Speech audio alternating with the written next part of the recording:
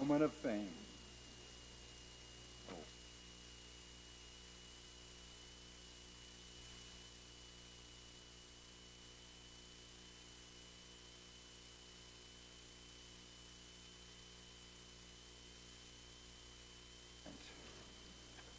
Ready?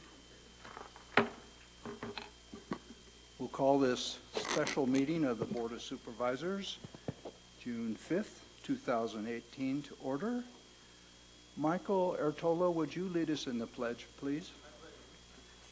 I pledge allegiance to the flag of the United States of America and to the republic for which it stands, one nation, under God, indivisible, with liberty and justice for all.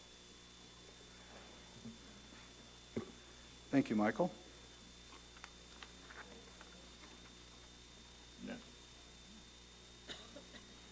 So this is a special meeting to begin our final budget hearings. And as a result of this, there will be no public comment taken on the matters not appearing on the agenda.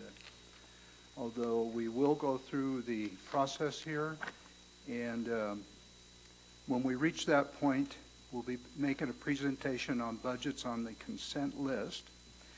And at that point, the board will be asked if there were any items that the board would like to pull independently. You'll notice on the agenda we have some items that will not be on the consent agenda. And at that time, I would ask the public if there is any items that they would like to pull. So at this time, we'll begin the public hearing for the purpose of hearing written and oral comments from the public concerning the proposed final budget for fiscal year 2018-2019, totaling approximately $235,688,597. Martin Polt, would you like to, or Rick, would you like to begin this? Yes, Mr. Chairman, members of the board, I'm pleased to present to you the 2018-2019 proposed budget. It has now been 9 years since economists agreed that the Great Recession ended. And we are now currently in the 10th year of recovery, the longest since World War II. Nevada County has benefited from this recovery. We've been able to expand services that were eliminated during the recession, and we've been able to maintain services throughout the post-recession. We've bolstered a few needed special areas, and I'll mention those later, and we've addressed pension liabilities and built additional reserves for the next economic downturn. The county, as you're well aware, is an arm of the state of California, and fortunately, the state of California is doing very, very well. And when the state does well, counties and cities do well. We, as an arm, we depend largely on the funding from state and federal sources. Much of the federal sources come through the state government. And so if the state is having an issue, counties and cities have an issue. One of the concerns that I have, one of my greatest fears, is that Governor Brown is leaving office at the end of the year, and the staff has heard me often say that Governor Brown is the adult in the room down in Sacramento and has been a stalwart in building reserves for that rainy day that will come for a recession. This has caused a pent-up demand for spending in Sacramento, and there will be great pressure on the next governor in January to spend more because there will be more resources available. The problem could be, I'm not saying that it will be, but it could be that we will have a situation where the economy turns, spending goes up, and the state has to balance its budget. And the way they've done that historically is balance it on the backs of local government. Hopefully that doesn't happen, and the rainy day reserves that Governor Brown has put aside for that downturn will hold us steady through the next economic recession.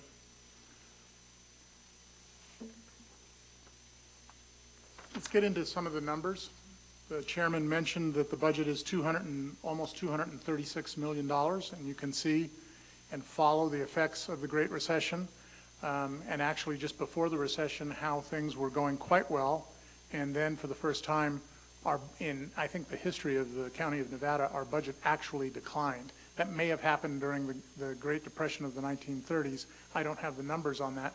But in the modern times, This is the first time you see a decline beginning in 09-10 and then continuing through 12. It starts to turn around in 12-13, and you see we've made steady progress ever since. This budget includes and funds the top priorities of the Board of Supervisors, including regulation of cannabis cultivation and increased funding for homelessness programs and prevention. There's also increased revenues for fire inspections to improve fire prevention. In addition, there's also $3 million of transportation funding for our local roads generated by the Road and Repair Accountability Act of 2017. This will be a big issue this spring. That's known as SB1, and there's a big push to have SB1 repealed, and that will have a major impact on the conditions of the roads in the county of Nevada.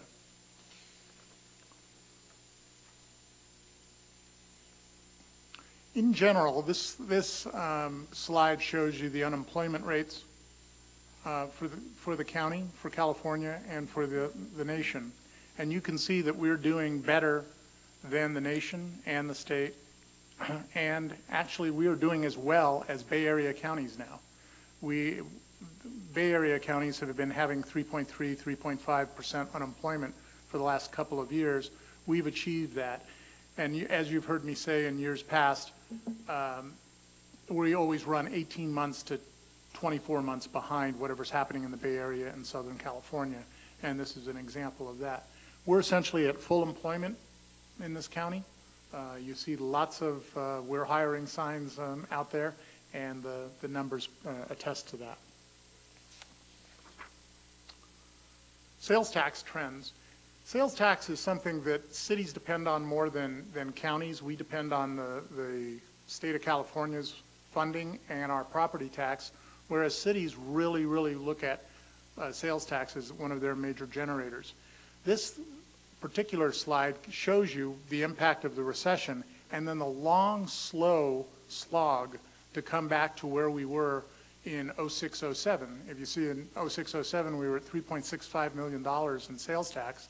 We didn't achieve that again until 10 years later in 2016-17, and now we're creeping up about 4 to 5% each year. This year we're projecting a 5% increase in sales tax.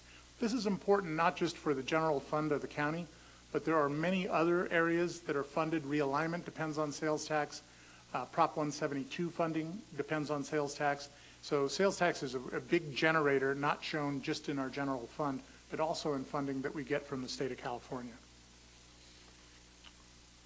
You've heard me say many times before, this is my favorite chart because it is so historical. It goes back so many years, back to 1989-90, the fiscal year there. This is a property tax growth rate. We average in those years about 5.5%. If you go to all the way to the end of this chart, you can see that we're right at that average at 5.5%. Last year we did slightly better at 6.1, but it's been essentially right at the average for the last 4 or 5 years.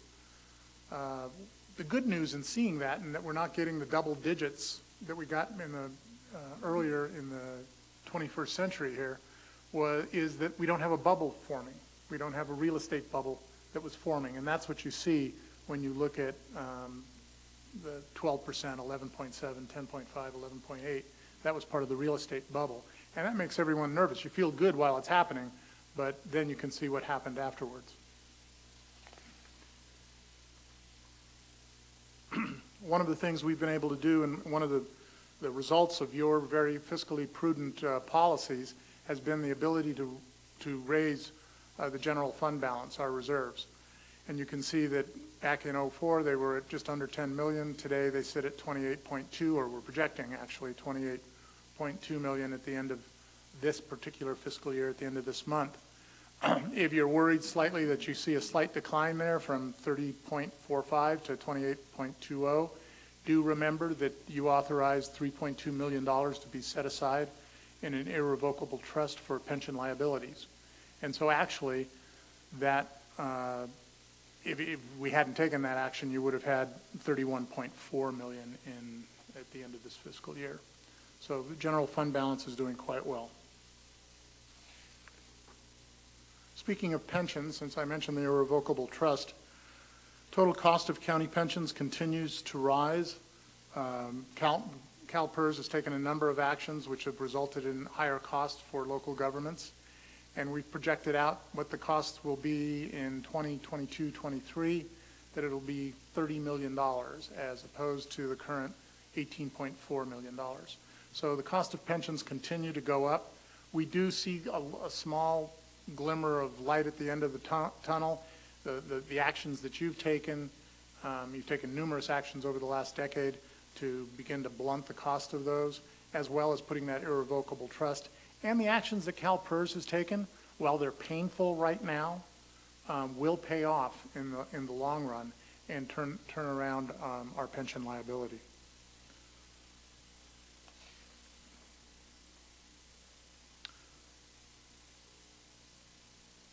Before we get into this particular chart, I wanted to finish up on your policies. One of the hallmarks of your fiscal policies has not been to be using what I would call gimmicky, quick, and elusive fixes. Those have been used by cities and counties in other parts of the state. I was reading we all get the clipping service from throughout the state of California on county news, and it surprises me that I'm watching a couple of foothill counties that are actually in these kinds of hearings right now, and they're telling their boards that we're going to eliminate FTEs and that we're going to lay off people, and that we have millions of dollars of problems. And these are counties that are slightly smaller than us, but comparable to us in where they're located in the foothills. And if that's happening to them now, I would be very concerned for them when the recession does come. Fortunately for us, I think the policies you've put in place have put the county in a good position, a much better position than many other local governments. This particular slide shows you some of the things that you've done to mitigate pension liabilities. The early adoption of retiree health insurance pre-funding, elimination of the retiree health insurance for new employees, full employee paid contributions, second tier of, we were earlier than the state. We had a second tier of benefits for new employees, and then the state came in with a third tier in 2013. And then you can see the latest action that I've mentioned a couple of times, the authorized pension trust fund. Reserves are also important for other aspects of the county, including general plan updates, facility planning, we have an economic development infrastructure reserve, and reserves for areas of liability and pensions.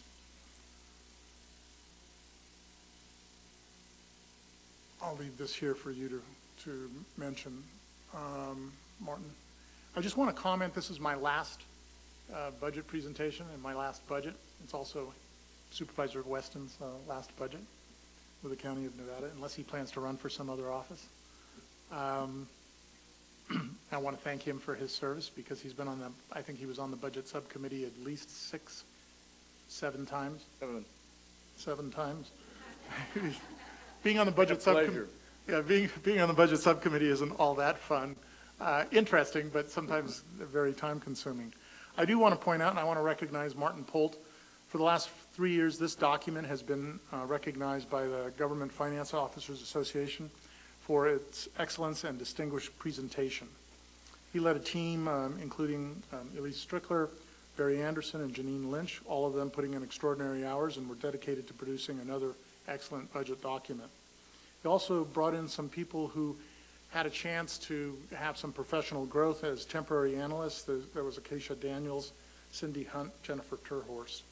I'd also like to thank the future county executive officer, Allison Lehman. She wore 2 hats as the assistant CEO and as the HR director through some of this process, and was of great assistance in all phases. And assisting her was Molly Dick. I want to thank her for providing support to Allison during these busy times. This budget could not have been accomplished without many excellent employees in the organization. You see many of them in the audience here, not just the senior executives, but you see sitting next to the senior executives many of the ASOs and other support personnel who do the hard work, and I want to thank them for their professionalism in putting together this document this year and all the previous years. Lastly, I'd like to thank this year's budget subcommittee. We had Chairman Ed Schofield and Vice Chairman Richard Anderson for their generous and huge commitment of time reviewing budgets with serious scrutiny, careful analysis, and good humor. And I want to thank both of you gentlemen for all the time that you put in. I know that it's a real sacrifice, so thank you. As I said, it was my last final budget message. At this time, I'd like to turn that over to Mr. Pohl. I forgot my Kleenex. Rick, we're going to miss you, definitely. Thank you for your support in this. I look forward to the public roasting later. Okay. We will discuss these challenges on the horizon, and I'm not going to spend much time on them right now, but you'll see more of these in upcoming slides. So as far as the budget presentation this morning, I'm going to start out with discussion of the budget policies. We'll talk about the development and format, how we got to where we are today, development and format of the budget. I'll give you an update of how the budget gap was balanced. We'll talk about some budget highlights, some key elements that are weaved throughout the discussion today. We'll talk about fund balances and reserves and overview of revenue and expenses in this 18-19 budget with a little bit of a focus on pensions, one of our major threats. We'll talk about state and federal budget impacts and Nevada County preparations. So firstly, the budget policies, these were adopted by the board in February. These are one of the items that comes to the board workshop and is discussed in your board workshop for guidance going forward in the next upcoming budget year. And so a few items here you can see very focused on being fiscally prudent. Number one, high level of fiscal discipline required. That's requested by department staff, department heads, CEO office, as well as the Board of Supervisors in crafting this budget. Budgets must be balanced. Essentially, revenues must be equal to expenses with some authorized use of fund balances. And reserves are to be used for one-time expenditures and emergencies. There are some authorized use of reserves for short-term purposes. There is no unfunded position. The vacancy review continues in the county as it was initiated during the recessionary times, so that all vacant positions are reviewed for need in various departments. Changes to space requirements will be reviewed and approved through the budget process. Nonprofits, priority for one-time initiatives and collaboration. We do certainly have a number of service contracts with nonprofits, but if it's a non-service type activity, we would look to one-time initiatives and collaborative efforts for nonprofits. Maintaining service levels, obviously a very key to ongoing budgets. And we have identified and given guidance in these budget policies to maintain at least 17, 18 levels of service, and looking toward streamlining and reorganization, an ongoing effort for the county to continue looking for efficiencies. And that does include contracting out of services, particularly for new programs. Investment in technology has been key to creating efficiencies within the county, maintaining productivity of our staff. So that has been a budget policy. And economic development has been a priority. We have not seen any reductions in economic development dollars. And one of the policies is even in the downturn, we would try to maintain economic development funding if possible. Transparency, budget format and terminology has been standardized for public presentation. I'll touch on that in a moment. And touching on that now, you can see the budget format has been standardized. I do want to mention, as Rick said, the Government Finance Officers Association has awarded the county for the last 3 years the Distinguished Budget Presentation Award. And we take pride in that we are using best practices in our budget presentation, particularly the budget book that you see here. This presentation you see before us is published as part of the reviewers' documents for the Government Finance Officers Association Award. And the pages you see here are displayed in a standard format. You can see a summary page, and then there are some numbers pages that show actuals from prior years and some trends in the recent years. And then you can see for each budget there's a mission statement There are performance measures and objectives for the upcoming year, as well as achievements for the current year. So looking at the budget development, how we got to where we are today, it really does start with the January board workshop. Basically, that's a look forward to the next year's budget, how much resources are available, including the general fund budget gap. And we do take those numbers and that guidance from the board at that time to provide allocations of general fund, for example, to departments, as well as some other key guidance for departments, including these budget policies. Once the board workshop is complete, we kick off the budget. It's actually the week following the workshop, and we then, very in earnest, departments start working on their budgets. Department heads guide their fiscal staff and working as a team with the CEO's office. That typically happens in March. We then hand that budget off to the CEO analysts, and we again work very closely to fine-tune budgets. We then bring them to the temporary ad hoc budget subcommittee. So we present all budgets to the budget subcommittee. Department heads are present, the auditor, controller, CEO's office, and key fiscal and program staff. And so a detailed review goes in that subcommittee. We also, various staff members bring to various commissions and committees. We did a Finance Authority presentation. There's the Solid and Hazardous Waste Commission, the Transit Service Commission. So a number of commissions also review the budgets related to their areas of operation. And we then sit before you today. We're in the public hearing after that process has been completed. And we hope to adopt the budget, the final step, in 2 weeks at the June 19th meeting. So a lot of collaboration goes into this process, as well as the transparency related to the budget book presentation as we described. We have a budget portal, the board objectives, the budget policies, the budget calendar, core service definition, which is also adopted by the board in February, is presented there. And then we also post this proposed budget. So looking at the budget gap, just moving into some of the key areas of this budget, you can see the 17-18, we started with $1,994,000 general fund budget gap. And then we layer in the changes going into 18-19 of revenue and expenses. So as far as revenue, you can see 5.5%, Rick mentioned, average historical property tax growth rate. That adds $2,095,000 to the revenues. We see slight declines in penalties and interest as the economy improves. Transfer taxes, where properties are bought and sold, a slight increase, $25,000. Sales tax, 5% increase, $354,000. Transient occupancy tax, largely due to the Airbnb contract, we're seeing a $180,000 increase there. And other revenues, such as interest revenue, a total $415,000. So about $2.969 million increase in revenue. And then we see typical changes and patterns in our operating expenses. Our salaries are changing, increase of $1,364,000.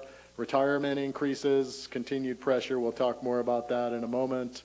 $1,126,000 increase. Health insurance, we saw only a 0.4% increase for the county-sponsored plan going into 2018. It's on a calendar year. That's better than we projected.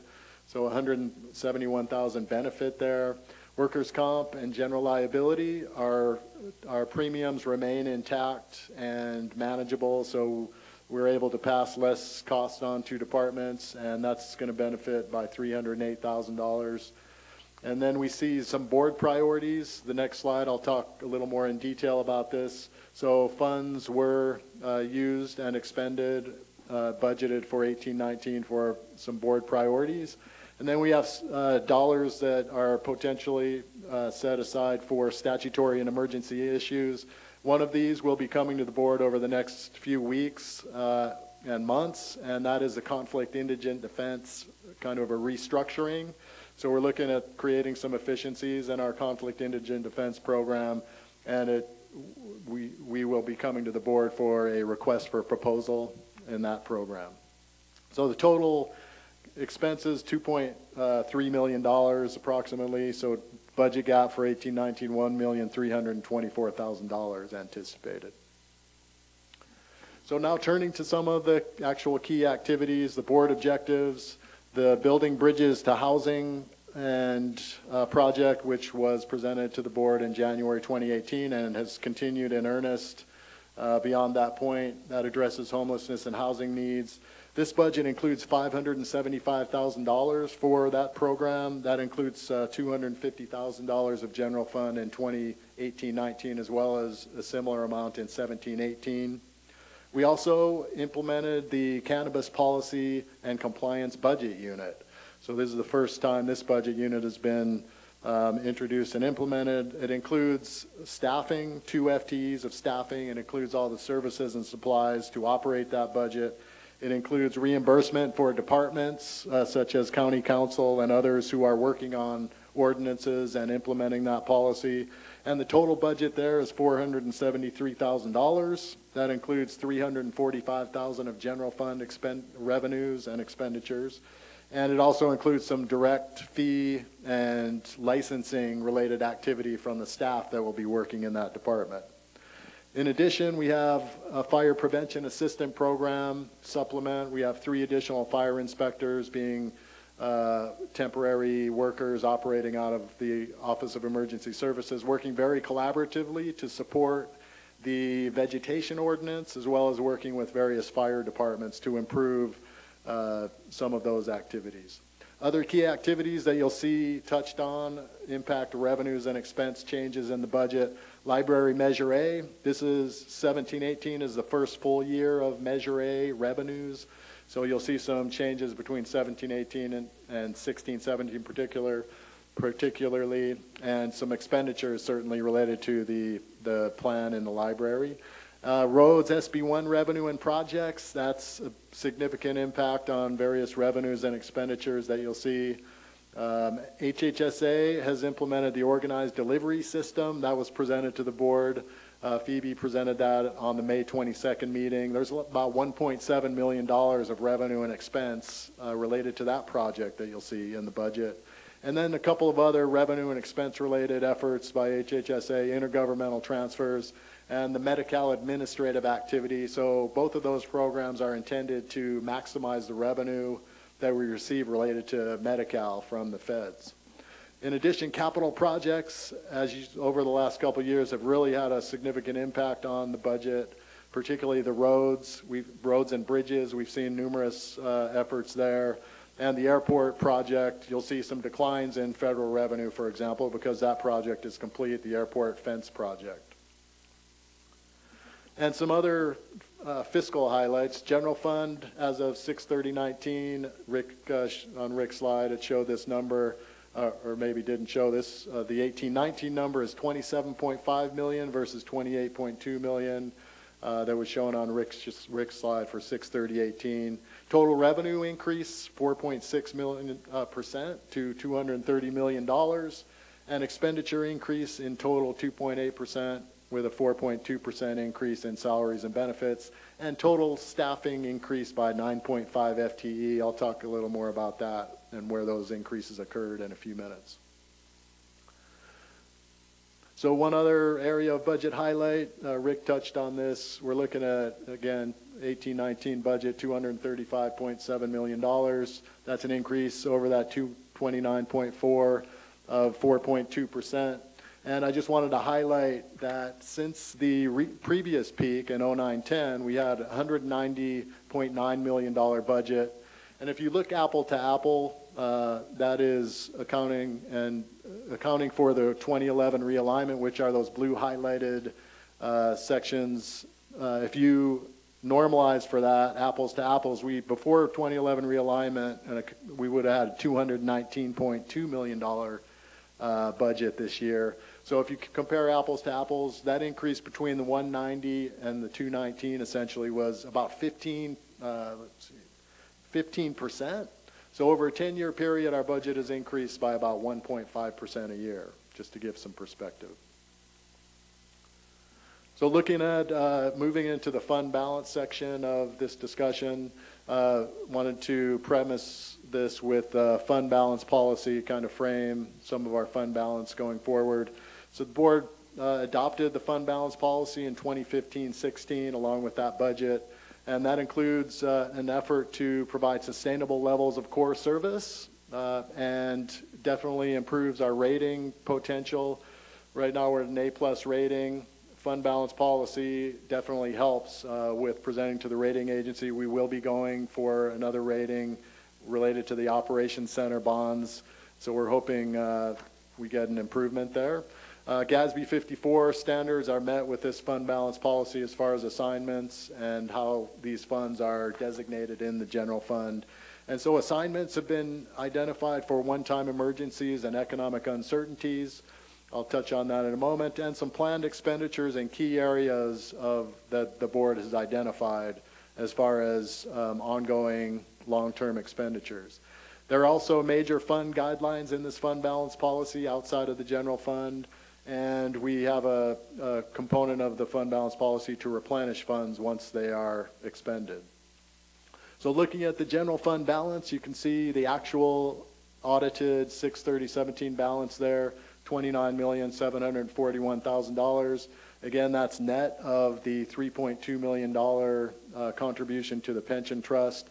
So you can see some of the key areas the fund balance policy touches on this. General purpose revenue, $7,080,000, really identified and designated for economic uncertainties and emergencies. And then you see some key areas of fund balance, planning, information systems infrastructure, $1,618,000. Facilities planning, $3,779,000. Pension contributions, $3,987,000. Economic development infrastructure, $806,000. And then the miscellaneous assigned category, that category comprises funds where the board has taken action. So for example, this year the board approved the engineering and architectural plan for the operations center, the tax system. So these are funds that the board has moved out of their designations, but they're still not spent, and they'll be spent in the next coming months and years. So the total $29,741,000 there. This current year, the adopted budget changes include information systems infrastructure, $300,000. That's based on a 5-year IS spend plan. We also have $148,000 of economic development infrastructure dollars going into that designation, that assignment. And then you see the budget gap, $1,994,000. So net, $1,546,000 reduction in the general fund. So the projected balance, $28,195,000. And then there are some additional changes. The board has taken action in this year. For example, $833,000 represents our megabyte property tax system. So we moved some money out of that designation for those purposes. And that total was $833,000 going into that miscellaneous assigned. And we are recommending reserve reassignments, $500,000 to facility planning, largely related to deferred maintenance that we are planning in the next year. And we're truing up the economic development infrastructure, so an additional $119,000, largely due to that Airbnb collections in the 17-18 year. And so you can see the fund balance still $28,195, and that's compared to $25,174 original fund balance for 6/30/18. And then moving forward, this is for 18-19. We start with that $28,195,000, and we're recommending another $300,000 going into the information systems infrastructure assignment, again, according to a 5-year spend plan for information systems, and $325,000 to the economic development infrastructure. And then you can see the budget gap there, use of fund balance $1,324,000 for a net change of general fund $699,000. So $27,496 projected balance. And then we'd like to look in the intermediate term. Some of those funds certainly are going to be spent based on resolutions the board has already adopted and approved. So for example, we expect $110,000 of cybersecurity related expenditures, additional fund expenditures and facility planning, economic development infrastructure. You can see the Combi Road / Higgins Corner project, use of those funds of $983,000. and then some other tax system and such expenditures. So a total of $3 million expected in the intermediate term, $24,484,000 expected fund balance after those items have been expended. Just looking at the historical fund balances, you can see those assignments over time. Again, $7.1 million for general purpose. That has been held pretty steady. Facilities planning fluctuates somewhat as projects are implemented. So we saw that balance at $5.5 million. We've identified some of those funds for the operations center, for example, and we are looking at $500,000 of increase in deferred maintenance. You see the $7.2 million back in 6/30/16 of the pension contribution assignment, and that's down to $4 million because of the $3.2 million contribution to the pension trust. And then you can see some changes in other commitments and assignments. Looking at other important major funds and the health of those funds in the 18-19 budget, this shows revenues and expenses and the variance of revenue and expense, as well as the fund balance for these various funds. The roads fund, there's some planned use of fund balance there, and there's also, you see, a negative fund balance. There's about $1.2 million of federal monies related to the atmospheric river emergency that we're still expecting to come into the roads fund, so that will improve the health of that fund. CDA, we see some planned use of fund balance with still a pretty substantial remaining fund balance at 6/30/19 to sustain services there. Transit is a enterprise fund, and there's capital assets are included in the calculation of this fund balance. They actually have $1 million in cash, so pretty solid in terms of operations. And then Nevada County Transit Commission also has funds that are used for various local transit projects. The library you can see, and some other major fund activity there. Realignment fund balances, we mentioned, have been increasing in their importance to the budgets over since 2011, since they were instituted. And you can see here the fund balances there. So we reached a peak in 6/30/17, $16.4 million. And you can see the variety of departments that are funded by these various funds. We have 1991 realignment, which is that solid black line that's been in place for many years. And then 2011 realignment is the dashed line, which is both health and human service and public safety. 1991 is all health and human services. We're expecting a small use of those funds, about $200,000 in 17-18. And then there are some uses, approximately $1.6 million for the end of 6/30/19.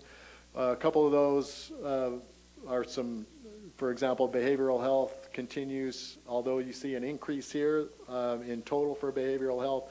They do budget for their full 24-hour contract contingent, so they budget and they usually use less, so we expect them to be better off here. So we don't think the 1.6 will be fully realized, and we think we'll be a little bit better off at the end.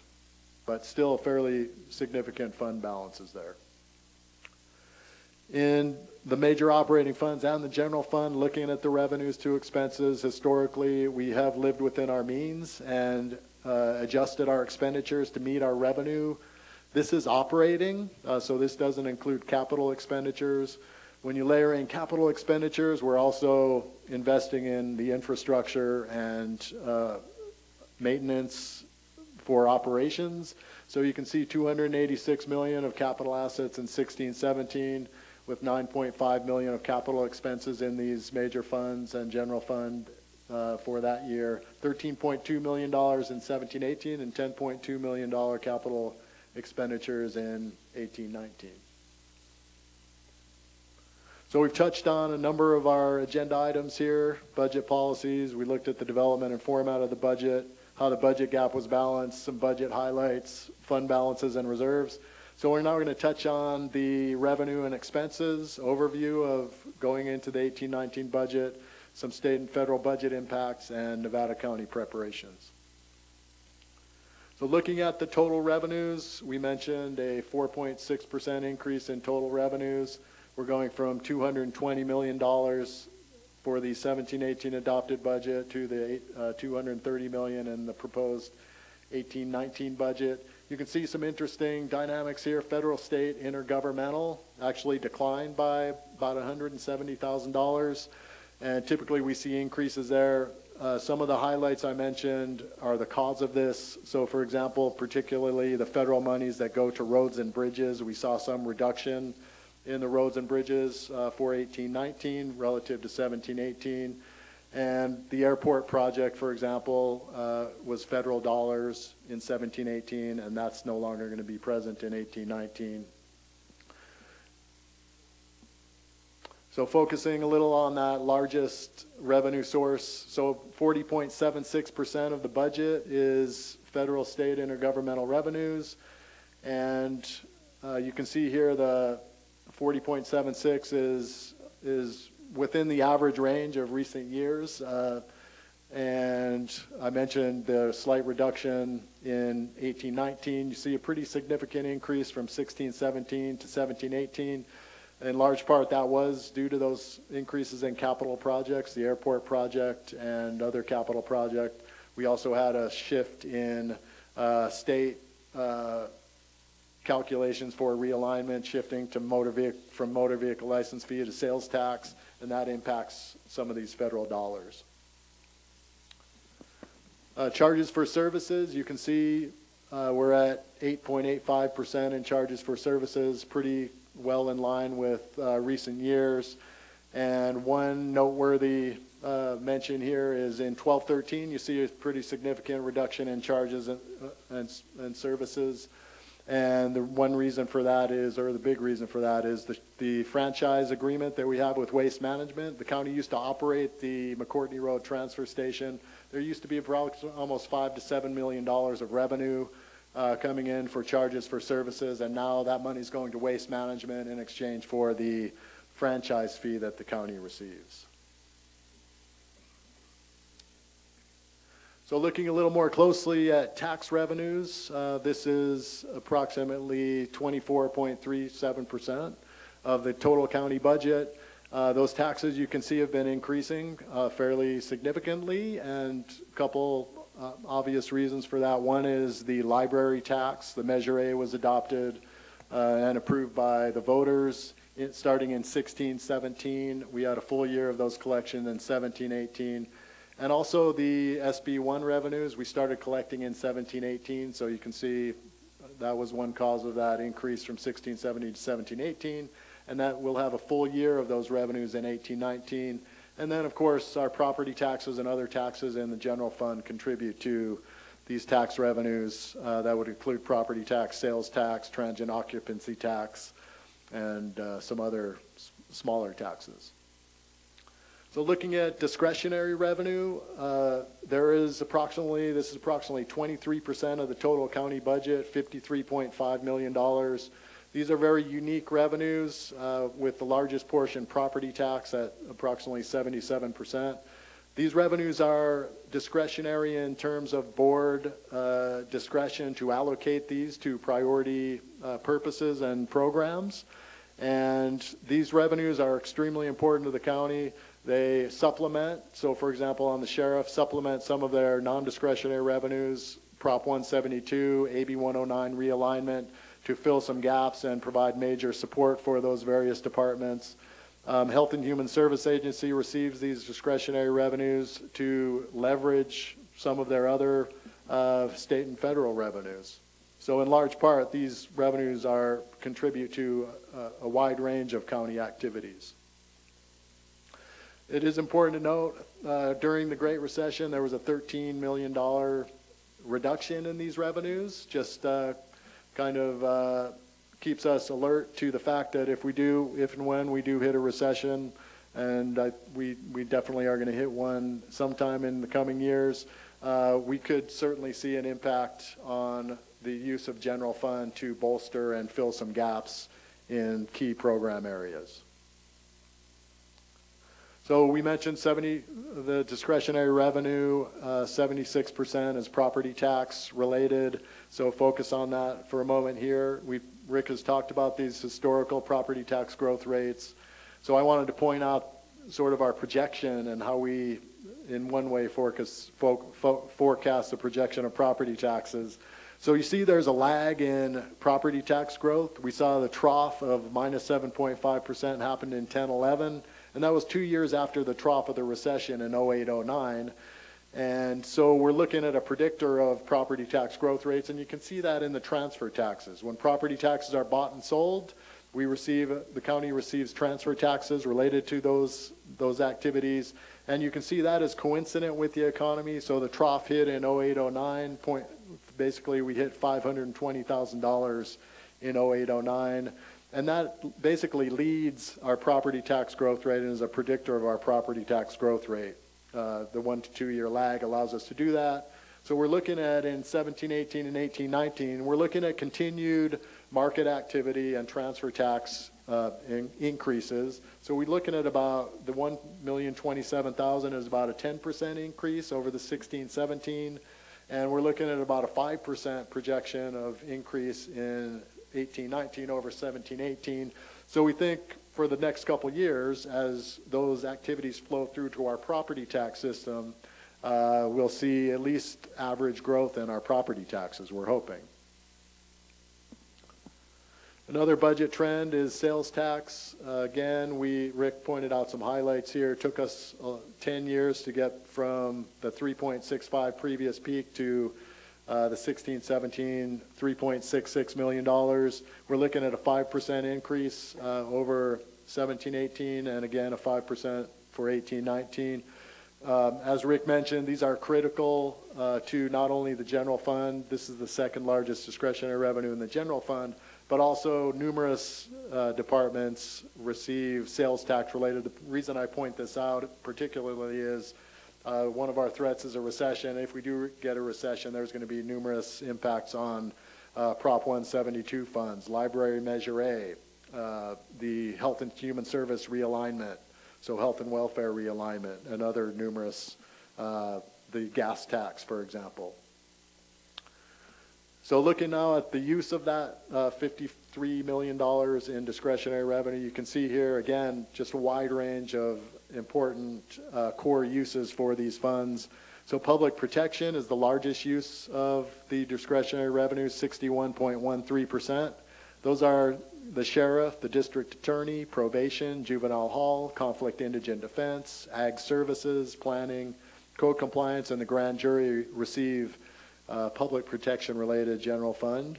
And then the next largest general fund discretionary revenue beneficiaries are general government. That includes, again, a wide range of support departments for the county, clerk of the board, the CEO's office, the assessor, auditor, controller, treasurer, tax collector, human resources, county council, the purchasing department, building and debt financing, elections, facilities, and information systems. So turning now to expenditures, you can see here, again, we saw a 2.8% overall increase in county expenditures in 18-19, $235.7 million versus the $229.4 million adopted 17-18 budget. And again, the largest increase, as is usual, 43.15% salaries and benefits. That was a slight increase over last year, but pretty much in line with historical averages. And you can see those historical averages here going from $97.6 million or 42.56% of the total budget to 43.15% of the total budget. Looking at the staffing, I mentioned we had about 9.5 FTE staffing increase. So we went from 789 to 798, rounded, that's 9.5. And so that's about a 25% increase from the high in 0203 of 1,050 FTEs. Looking at county employees per population, you can see we're one of the lower in terms of employee county staff per population at 8 staff per 1,000. And it's extremely important to mention here the budget policies we mentioned in terms of restructuring. So how can we maintain highest quality services and maintain service levels to the county? Well, a couple of those efforts have been restructuring. We've seen major restructuring with the agency model that has been implemented. We saw a couple of departments moving into the HHSA agency this year, so that consolidates particularly administrative staffing, but other efficiencies also occur there. The other thing is information systems. That is a priority, budget policy priority of the board, and we've seen some additions to that based on that spend plan I mentioned. And that really has helped. For example, the Acela system in the county provides much more streamlined permitting for customers and the department staff. We're looking at the recorder system, which is going to allow electronic recording. That's really going to create dramatic efficiencies there. And having mobile devices out in the field, for example, we've really improved and increased the number of mobile devices, allowing people more flexibility. And then the key area, of course, I just wanted to point this out, is contracts. We also look to contract services. It's expensive in terms of pensions to maintain county staff, for example. And so we have a lot more flexibility. You can see here significant increases in particularly Health and Human Service Agency, but also CDA contracts. We stand in 16-17 at 76% of the contract amount that was in 06-07, so about $23.4 million, and we're stabilizing there. So a lot of the resources used to provide services to our community come from our collaborative partners in contracting. So looking at, again, about 77% of the general fund, let me put it this way, 40% of total expenditures on the county are salaries and benefits, 43%. Salaries and benefits, so again, very important to keep an eye on pension and retiree health promises. There are two measures of the health of our pension system, and one of those is the funded ratio. Essentially, this is the amount of assets that we have in PERS in the bank versus the amount of liabilities that we have accumulated. So the liabilities earned, pension benefits earned by retirees and current staff. So essentially, how much assets do we have to pay for what we owe to our retirees and current staff? And we've seen some deterioration in the past year. We went from about 67% funded ratio to about 63% in the miscellaneous plan, and also a slight deterioration from about 72% to 68.4% in our safety plan. The gap there you see on the right, $165 million unamortized liability for the miscellaneous plan and $27.9 million for the safety plan. So that's about $193 million. That has increased from the past year. It was in the 160 range. So we are seeing some challenges in our pension plan in that respect. Wanted to point this graph out as far as one of the main reasons for changes in the funded ratio. Historically, that funded ratio back in 01-02, prior to the dot-com bust, was what they call super funded. We had 146% of the assets in our miscellaneous plan to cover the liabilities, what we owed our staff and retirees, and we had 141% in the safety plan.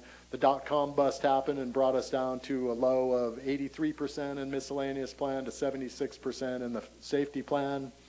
And then we picked up some steam, and prior to the Great Recession, we were looking at close to 100% in the safety plan, for example. The Great Recession hit us, and we hit 55 and 60% respectively. And now we're climbing slowly out of those doldrums, but you can see the investment returns on CalPERS have still created great challenges for us to get out of the hole. That reduction in 18-19 was based on only a 0.6% return by CalPERS in the year that the 18-19 actuarial report was built. So the other measure of the health of our pension plan, these are also increasing. Our annual required contribution, which is a percent of salaries that we pay to PERS each year. We're looking at an increase in the miscellaneous plan of 2.1%. That's going to bring that up to about 32% of salaries, and the safety plan increasing by 5%. We also saw an increase last year. That's going to bring us up to close to 64% of salaries in the safety plan. OPEB, which are other post-employment benefits, we're looking at a slight decline in those percentages to 6.6% of salaries there, 6.2% of salaries there. So one reason for the challenges, or a couple of reasons for the challenges to our pension health is the attempt, as Rick mentioned, we're attempting to get to 100% funded. We've seen that in the past. We're working hard on that based on some of the board actions Rick has mentioned. PERS has implemented some changes that in the long term will benefit us, but there are short-term challenges and pains.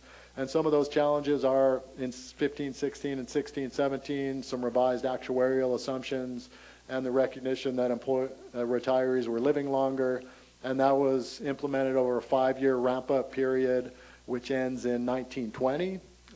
In December 2016, the CalPERS board voted to lower the assumed investment return of the CalPERS plan from 7.5% to 7%. So this 18-19 is the first year of that implementation. That will occur over a 3-year period. And finally, most recently, in February 2018, the CalPERS board updated various actuarial assumptions, and we'll see some impacts of those changes. So CalPERS continues every year to review the health of the plan, to look towards either actuarial or other assumptions that might put us to that 100% funding level. But we are going to see over the next 5 years a 63% increase in required contributions. And that Rick's chart looking at approximately a $30 million contribution 5 years from now versus we're looking at about an $18.4 million in 18-19. We do continue on the county level to review for further actions, and we are going to expecting to bring to the board a pension management policy to the board workshop for implementation in 1920. And the hope of that pension management policy would be to have some planned increases perhaps of the pension trust. We put $3.2 million in that pension trust, and we will be drawing that down over the next few years to moderate the impact of some of these changes. But if we have one-time year-end positive results, or there's one-time revenues, the idea would be perhaps we would recommend to the board and get your feedback on possible use of those funds to bolster the pension trust. Moving on now from salaries and benefits, we're looking at services and supplies here, and we're looking at about a 26.65% in services and supplies. And we do see a significant increase in services and supplies. Part of that is, for example, some of the key highlights we've showed earlier, the organized delivery system, $1.7 million. That's going to be a contract service from Health and Human Service Agency. And we've also seen in this category, for example, the $575,000 homeless plan. Those services will be contracted, and some other related increases. Looking now toward expenditures by function, as far as the total budget, $235.7 million, and where those dollars are spent in functional areas. You can see the largest functional area percentage is public protection at 33.62%. The second largest is public assistance, 15.15, followed by general government and other smaller uses of those funds. This shows a 10-year historical picture of those functional expenditures. So you can see again, public protection historically has expended the most dollars in our budget, looking at about $80 million there versus about $55 million in health and sanitation and some smaller amounts in the other functional areas. And you can see the impact of 2011 realignment has been pretty significant on public protection. So the Sheriff's Department, probation, and other public safety budgets have been impacted there. And health and sanitation has been impacted pretty dramatically as funds have been realigned to those programs. Another key area of maintaining quality services and infrastructure in the county, positioning ourselves for the long term, are capital facilities and infrastructure projects. So we see some current projects underway. The Operations Center, McCourtney Road Transfer Station, and Juvenile Hall use options are being considered. We look to the future projects, jail reconfiguration, potential animal shelter improvements, and reuse of our current corporation yard in Loma Rica. And ongoing improvements have occurred in roads, wastewater, deferred maintenance. We see the Combi Road project occurring now. We've seen the Penn Valley and Cascade Shores wastewater project improvements occur. The solar project and energy efficiency project is near completion. That's going to have a big benefit to the county over the long term. And we're looking continued deferred maintenance for county buildings. Turning now to the state and federal budgets. These state and federal budget health certainly has a big impact on the county, and Rick again mentioned the health of the state budget really does dramatically impact the county in terms of our resources. We are an arm of the state. So the May revise came out May 13th, and the governor presented an overall balanced budget with a $5 billion surplus, and that included an $8 billion increase in revenues over the January governor's budget. The governor did identify threats, again, the recession, looking toward the historical nature, historical perception of the current budget. We're in the longest, we'll match the longest post-World War recovery at 10 years at the end of 1819. Recessions are inevitable, and we are going to see one in coming years. Also, a federal budget has an impact on the state, particularly Affordable Care Act. There are continued discussions at the federal level to modify Affordable Care Act. That's going to impact the state budget. And then capital gains volatility, the largest revenue for the state are personal income taxes, which are largely driven by capital gains.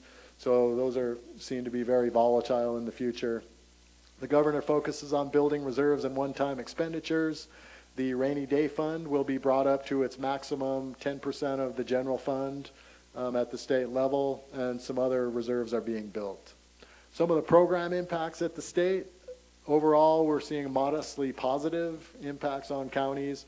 The in-home support services shifts make county whole in the short term, so for 1819 and 1920 we're expected to have some additional contributions from the state. However, there is a reopener expected in 1920 or 2021, so there's really long-term risk. The governor wants to use realignment, growth, and take that away from behavioral health and public health. So long-term, those programs will suffer. We have a continued $134 million for election system funding, and SB Roads funding is going to go to the voters in November 1819, and that really will be significant to the roads operations if that doesn't pass. And then No Place Like Home has been caught up in the legal system with court challenges. So this was the idea to issue $1 billion of bonds using Mental Health Service Act dollars to pay for that over the long term. So instead of going through the legislature, the idea is to bring that to the voters in November. That would benefit the county pretty significantly. Estimated $675,000 would be freed up for the 1819 year, as well as some other competitive dollars that would be available to the county, and homeless block grants would be available. And we think we're well positioned for that with our multidisciplinary teams, and the activities the county has undergone position us well for those grants. The federal budget, Bipartisan Budget Act, was passed February 9th. The deal was signed by President Trump March 13th, and that includes funding through the federal fiscal year, June 30th, 2018. The budget deal included a brief government shutdown, and there would be additional $80 billion of defense and $63 billion of non-defense funding in that budget. $90 billion going toward disaster aid for storm damage. It would increase the deficit by a little over $270 million, and spending caps were removed. So the Budget Control Act of 2011, those spending caps that were instituted there were lifted, and the government suspended the borrowing limit through March 2019. Some of the programmatic impacts. Secure Rural Schools Act was authorized. These are Title I, II, and III monies. that the county has received in previous years. Some of those go to roads and schools, for example. So those funds will be received for 27 and 2018, 2017, 2018. The Victims of Crime Act, this is a program operated out of the district attorney's office. A lot of volatility and uncertainty at times with the funding for that program, and that has been fully funded at the 2017 levels. And on the more uncertain area, efforts to change the Affordable Care Act continue, so we're keeping an eye on that. So we talked about pension costs as a threat. We talked about SB1 and the next economic downturn. Those are the threats that we're looking at most vigilantly. And looking at the preparations and the positioning that the board has put us in through various policies. We mentioned the budget policies, but we've adhered to strict, prudent budget policies. As mentioned, controlling staff levels and other costs, building reserves in better economic times as we've been doing, and using reserves for one-time expenditures and emergencies. So we feel, yes, there are challenges, but the board policies and activities really have positioned this county, particularly relative to some other similar counties, well for not only maintaining the infrastructure such as capital facilities and some of those other key areas of expenditures to maintain quality, high levels of service, but also for potential threats in the future. And that's all I have for you today. I'd be happy to answer any questions the board may have. Thank you, Martin. Very well done. Okay. So at this time, following the budget presentation, we do have a consent list within the agenda here. So at this point, is there any selections of budget to be pulled by the board? Any specific ones that are not already within the agenda itself? Heidi? I was just wondering if we were going to have a chance for questions. Oh, absolutely. Absolutely. Yeah. Yes. Okay. I'm sorry. Before we get to that. Thanks. Thanks, Martin and Rick. These are always so good to see the overview and get a sense of where we stand with regard to other counties and the state and our expectations. So thank you for always doing such a thorough review. I feel like I'm proud of this county. I feel like we've done a really good job in the past and with the staff and past decisions to prepare for the threats that you've outlined here. The one place I worry about, and I'm not sure that there's an answer, is that although we're at full employment now, there's still underemployment. People are still cobbling together a couple of jobs. Wages are not keeping up. And so we have people still living on the edge. And if we look at a potential economic downturn, which I think we're all expecting, that's going to mean more people are going to quickly fall onto are going to be needing additional social services, human services.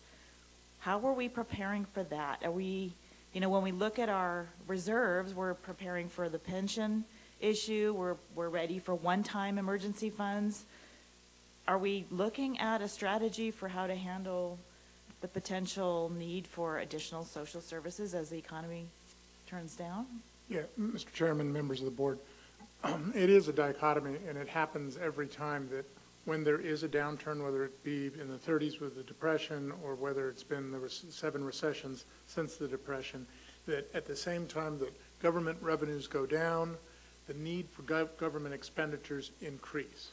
And so what's happening now is our caseloads have peaked and have begun to decline slightly in social services, but you're right, it will turn around. One of the things we've seen is that realignment fund balances are increasing, so we are having some increases in realignment. There's also the opportunity for the board to look. One of the nice things about having $30 million in reserve is that you can sit back and look strategically when you see the clouds on the horizon from an economic downturn and start to say, okay, do we want to use some of those funds to augment some of our social service programs? So there's two things. One is the realignment balances. The second is the general fund reserves. So we are looking at potentially augmenting. We're realizing we may need to do that at some point. The augmenting. Okay, that's great. And do we have that as a policy somewhere, or do we have that? We don't lock in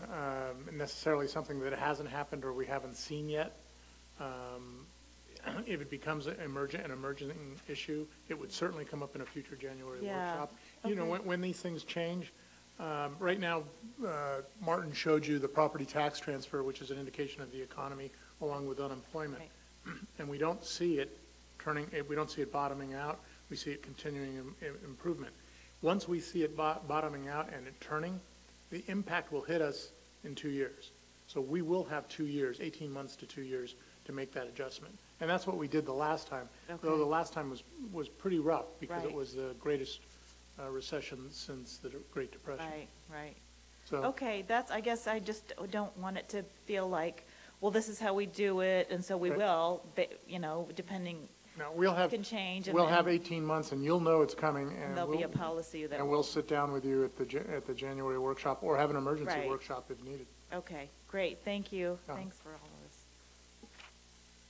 Any other questions? Yeah, on the property tax increase that we're seeing, is that from new construction, or is that just from the transfer fee? There are several factors in the property tax increase, but absolutely new construction has been increasing. And the value of homes have been increasing, so the transfer taxes have been increasing in that respect. The number of properties sold has been, you know, pretty stable. There really are not a huge inventory of housing. Okay, and the other thing was, you showed that there's going to be a realignment decrease in public and environmental health. They're going to take a hit on that. How is that, again, how, kind of piggybacking on Heidi's concern, is that where fund balance is going to have to be used? Or to augment those departments? At this time, we're not projecting that. We see that it'll be, though there's been a slight decline in those areas, we don't see it problematic at all. No alarm bells are going off. Okay, all right. One more, then, Ed, if that's Okay, okay. I know that we're seeing in the private sector already increase in capital costs because of the tariffs that are being imposed, and I know that we're going to have to look at that for our capital budget as well. Is there a plan for what we do? Is we have a plan B when costs of materials skyrocket? Mr. Chairman, members of the board, if we haven't seen that impact yet, but where we're seeing an impact in something like that is that the economy is very hot right now in the construction area, and we're getting horrible bids coming in, bids that are going to be over. We're a little concerned about the operations center, for example. And so one of the things that you do is when that occurs is that you may not have all the bells and whistles on the project that you wanted. And so you begin to scale back your projects. Your projects may not be as large. You may not have as many of your projects. Poor Tricia Tillotson in Public Works is going through that now with the concern over SB1 and having to scale that back. At the same time that SB1 may go away, the cost of steel and the cost of construction materials are going to go up at the same time that revenues may go down. So let us hope that revenues do not go down. Right, well, that's exactly my concern. So we have a plan. Yeah, we'd have to scale back Yeah, projects. okay, thanks. Yes, Richard. Thank you, Chair Schofield. Martin, if I may, let's go more into the SB1 implications. If that revenue measure is repealed by the electorate, what will that mean for Nevada County and for road maintenance specifically? From my perspective, in discussions with Tricia and Sean and staff, there's approximately $2.7 million right now projected as revenue in the roads department for SB1, and there's some significant project requirements. So SB1 actually requires certain infrastructure projects. So there's an overlay and microsurfacing project projected for 18-19. So if that funding is eliminated, certainly those projects would be eliminated. There's a lot of planning going on right now within roads as far as what other projects might be at risk. So a striping project, for example, we may not be able to do a striping project. So I think this was discussed previously, I think last year with the board before SB1 was passed, in terms of basic maintenance of operations under the roads. And I think that's where the CDA and Roads Department of Public Works would identify for you in their in their capital improvement plan that's brought each year in January, they would identify some changes to that plan and bring that to the board.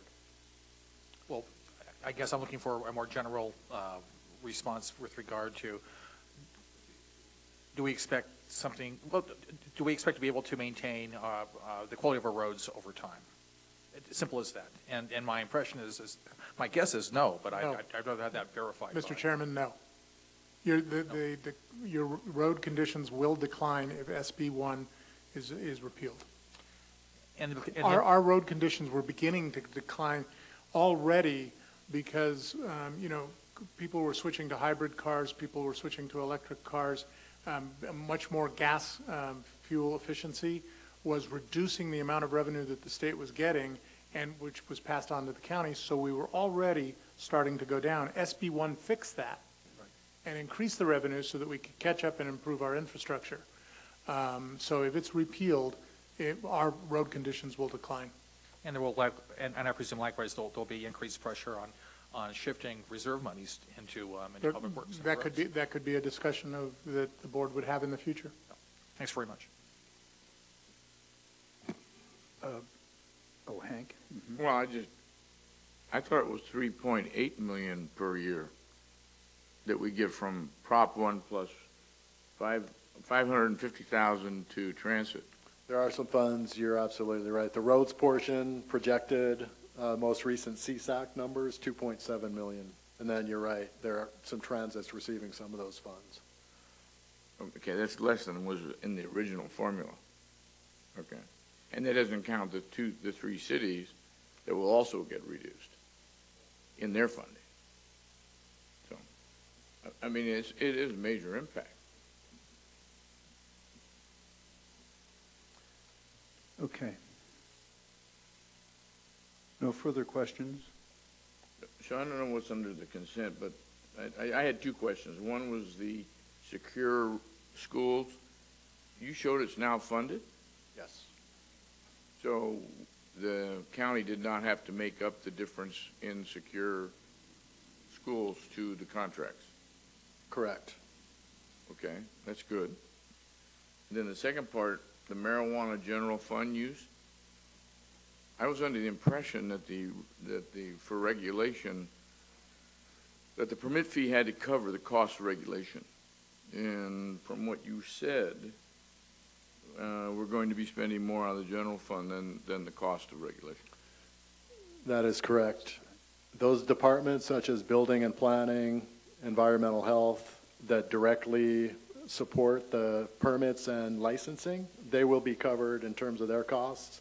But there are other costs that the county incurs, administrative, some compliance costs that would not be covered. So generally, what is that? It is approximately $350,000 of, you want to know? Yeah. So for example, there are 2 staff members planned. There's a code compliance program manager and a code compliance officer. Not all the work that they do are going to be directly related to the permits and the licenses. They're going to be out there enforcing the ordinance, and relating to most of their work will be working on policy and the ordinance implementation. That won't be covered by those permit fees, nor will county council time, treasurer, tax collector time, for example. So this is based on the new ordinance, not the temporary one? It is. And if I may ask or add, I think what we are anticipating is that we will be passing a tax measure at a later date, which will then bring in the revenues to cover that sort of, so it's kind of just getting us up to speed for now. And are we also looking at, and I know you can't predict this, fines and forfeitures related to illegal cannabis cultivation? Is that going to be factored in later on then? I think Mr. Chairman, Supervisor, yes, once we have a history of that based on those fines and fees. But we really don't have any history yet on what's going on, so we're not projecting that. But that would be a source, but I wouldn't, we're not going to bank on that. Chair Schofield, if I may, but Martin, just to be clear, we are covering the cost to issue the permits, correct? Through the permit fees. Mr. Chairman, supervisors, that's correct. Okay. Okay, if I can clarify this a little bit then. On the consent agenda is basically every account that we have, with the exception of, first of all, at 10:30 we'll have a public hearing on the sanitation district, which is not a part of this budget, correct? That's correct. Okay. And at 10:45 we'll have a public hearing for the treasure tax collector, the geographic information system, right? Yes. That's being held out at this point. The Community Development Agency, there's a fee schedule, so we will be looking at that. There is on the agenda a approved revised treasurer and tax collector fee schedule. And that, the staff is recommending we will continue this item. It is in the budget, but we will continue this to a future meeting, correct? Mr. Chairman, we will make that recommendation for... When we get to yes. that, yes. And then finally, there's a item approving a revised fee for the GIS system with Mr. Monahan. Those are the items right now that are being pulled. Now, another clarification. While we'll be passing a general budget here, there will be a number of contracts that will be coming to us in the near future. Even things such as the cannabis issues. Those will all have to come to us at some point.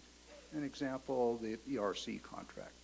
While it'll be in the budget, if we pass it, it will still need to come forward for approval specifically. So in the future, we'll be doing much more detailed. But when they do come to us, they should be in the budget if we process it at this time. That is correct, Mr. Chairman. We review the budget items before they come on the agenda for inclusion in the budget. Yes. But you're correct. Those will occur after the budget adoption on June 19th. We will then have an adopted budget, and we will then bring some contracts related to that adopted budget to the board. Yeah, very good. So at this time, is there any specific budget board members would like to pull? Seeing none, I would ask, is there any member of the public that would like to pull any specific agenda item of the budget?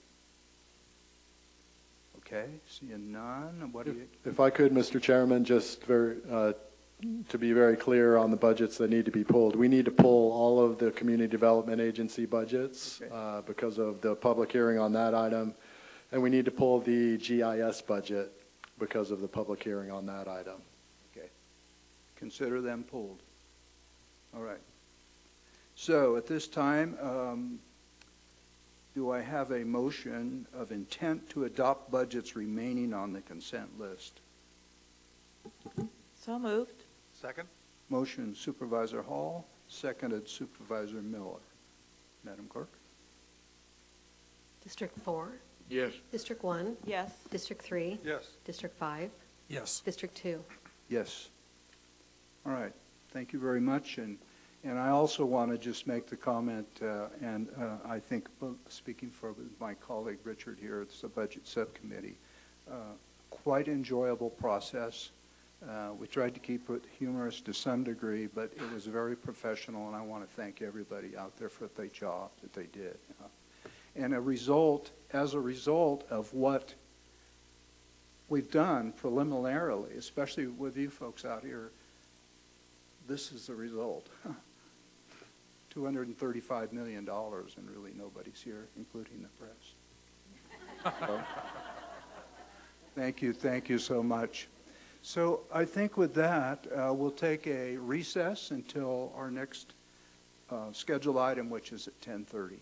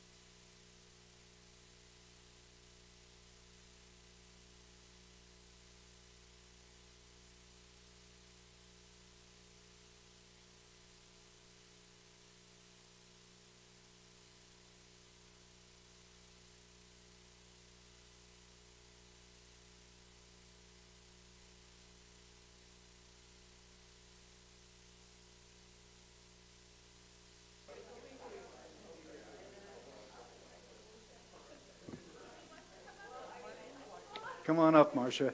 Yeah. All right, so at this time, we are recessed from the special meeting of June 5th. And at this time, we will open the special meeting call to order the special meeting of the Board of Directors of the Nevada County Sanitation District Number 1. And again, at this point, there'll be no public comment other than what is on the agenda itself. So, at this time, we will open the public hearing to consider oral and written comments concerning the proposed fiscal year 2018-19 budgets for zones 1 through 12 totaling $11,757,648. And there are no rate increases proposed in this budget. I will turn this over to Mr. Polt. Mr. Chairman, members of the board, thank you.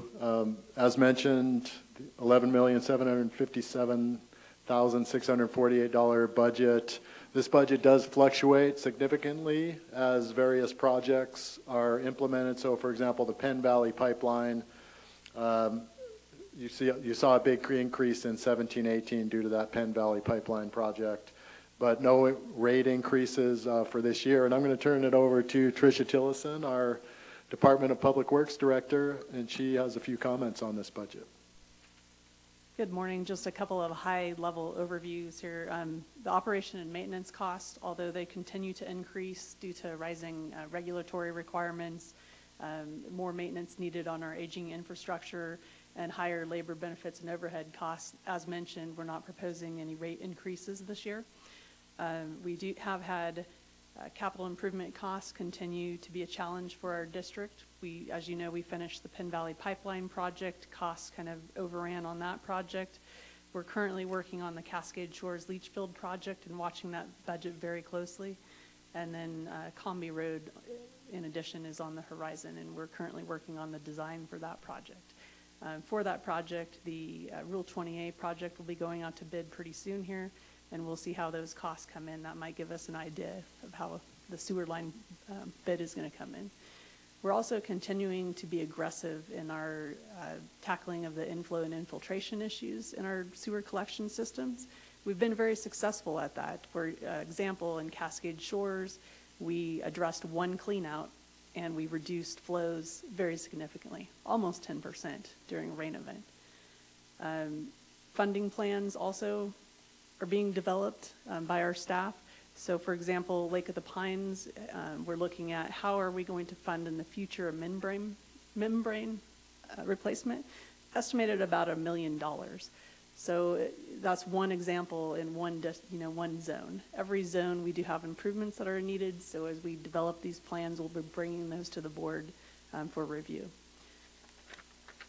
Other issues we want to mention is that we were very successful in keeping up with our sewer system management plan last year, cleaning over 400,000 linear feet of sewer line. And then we also inspected around 28,000 linear feet of sewer line.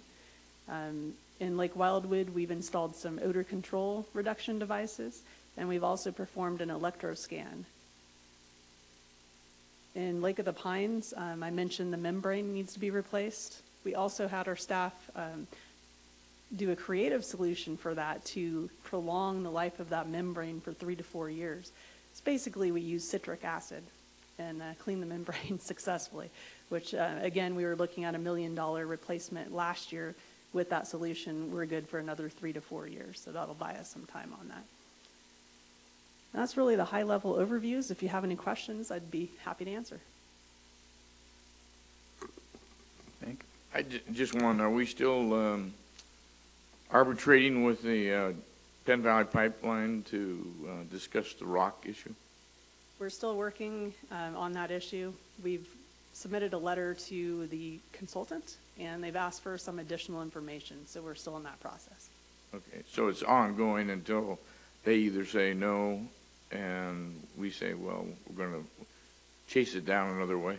That's correct. Okay, thank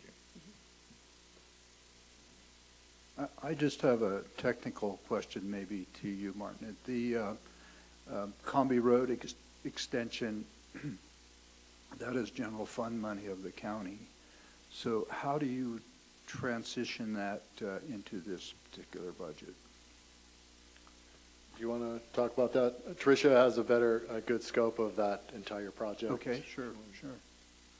Sure, so for that project, as you know, we moved economic development funds over 948,000. The way that's going to work is we're going to treat it as a normal capital project. We're going to bid the project. Depending on what bids come in at, we'll be coming back to the board for award of the contract, hopefully, assuming bids are sufficient. And at that time is probably when the funds would be transferred over. We'd have to work out the details with our staff and with Martin's office. But it would be done primarily, say, through some type of agreement between the County of Nevada and the Sanitation District? I believe it would be a transfer because it's already been Just approved. a transfer? Right. Okay. All right, just curious. No other questions? No questions from the public? All right. I would entertain a motion for approval. So moved. Motion Supervisor Anderson, seconded Supervisor Weston. Madam Clerk? District 4? Yes. District 1? Yes. District 3? Yes. District 5? Yes. District 2? Yes. Thank you. Thank you, Trish. Thank you. Thank you, Martin. Okay. I think we'll take a quick recess here until 10:45. There's really nothing else we can go into at this point, is there? Okay. We'll recess for 8 minutes.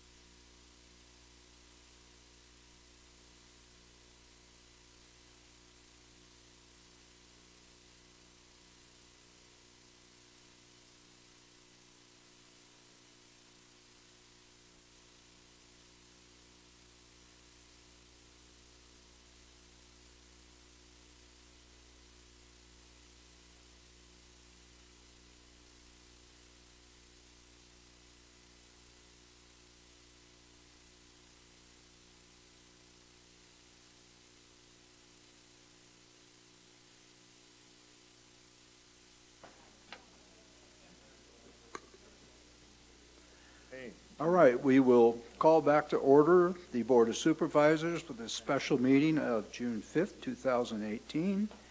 And our scheduled item now is to open a public hearing to consider and establish revised fee schedules for the Nevada County Treasurer, Tax Collector, Geographic Information Systems Office, and several community development agency departments, including CDA Administration, Building, Environmental Health, Public Works, Surveyor, Agriculture, Planning, Cannabis Policy, and Compliance and Code Compliance.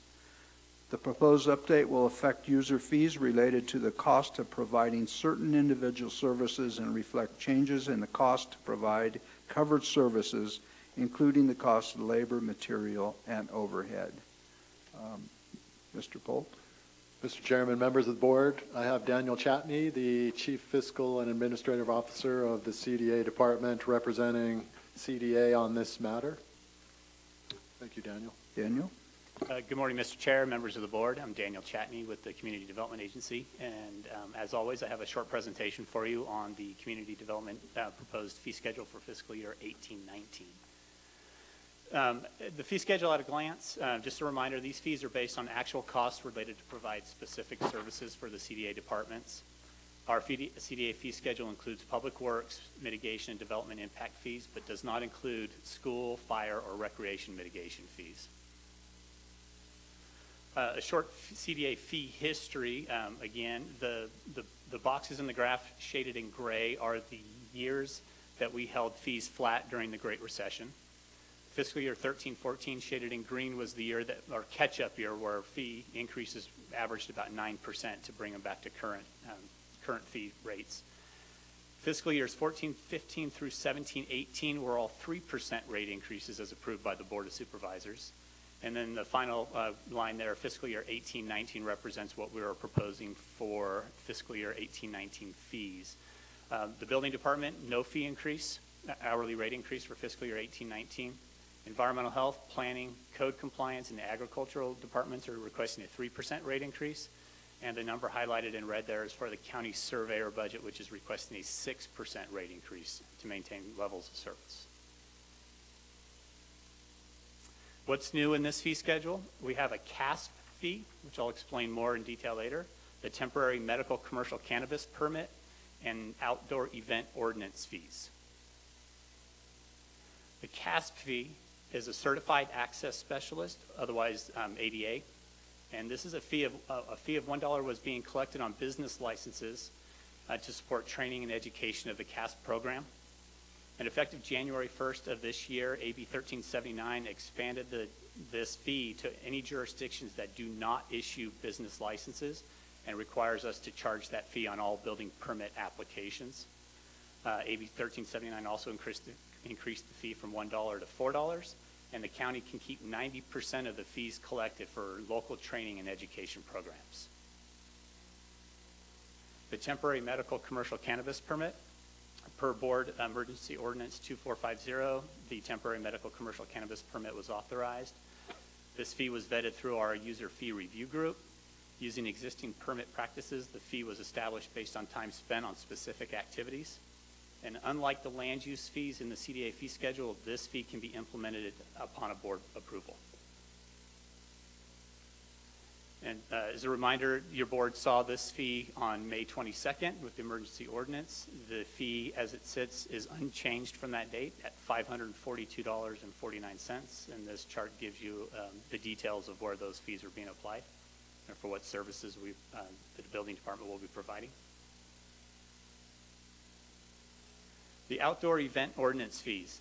Nevada County General Code Section G5 2.6 authorizes a non-refundable application fee. Section 2.10 authorizes a renewal fee. Section 2.14 allows an applicant to file an appeal for the denial of a permit.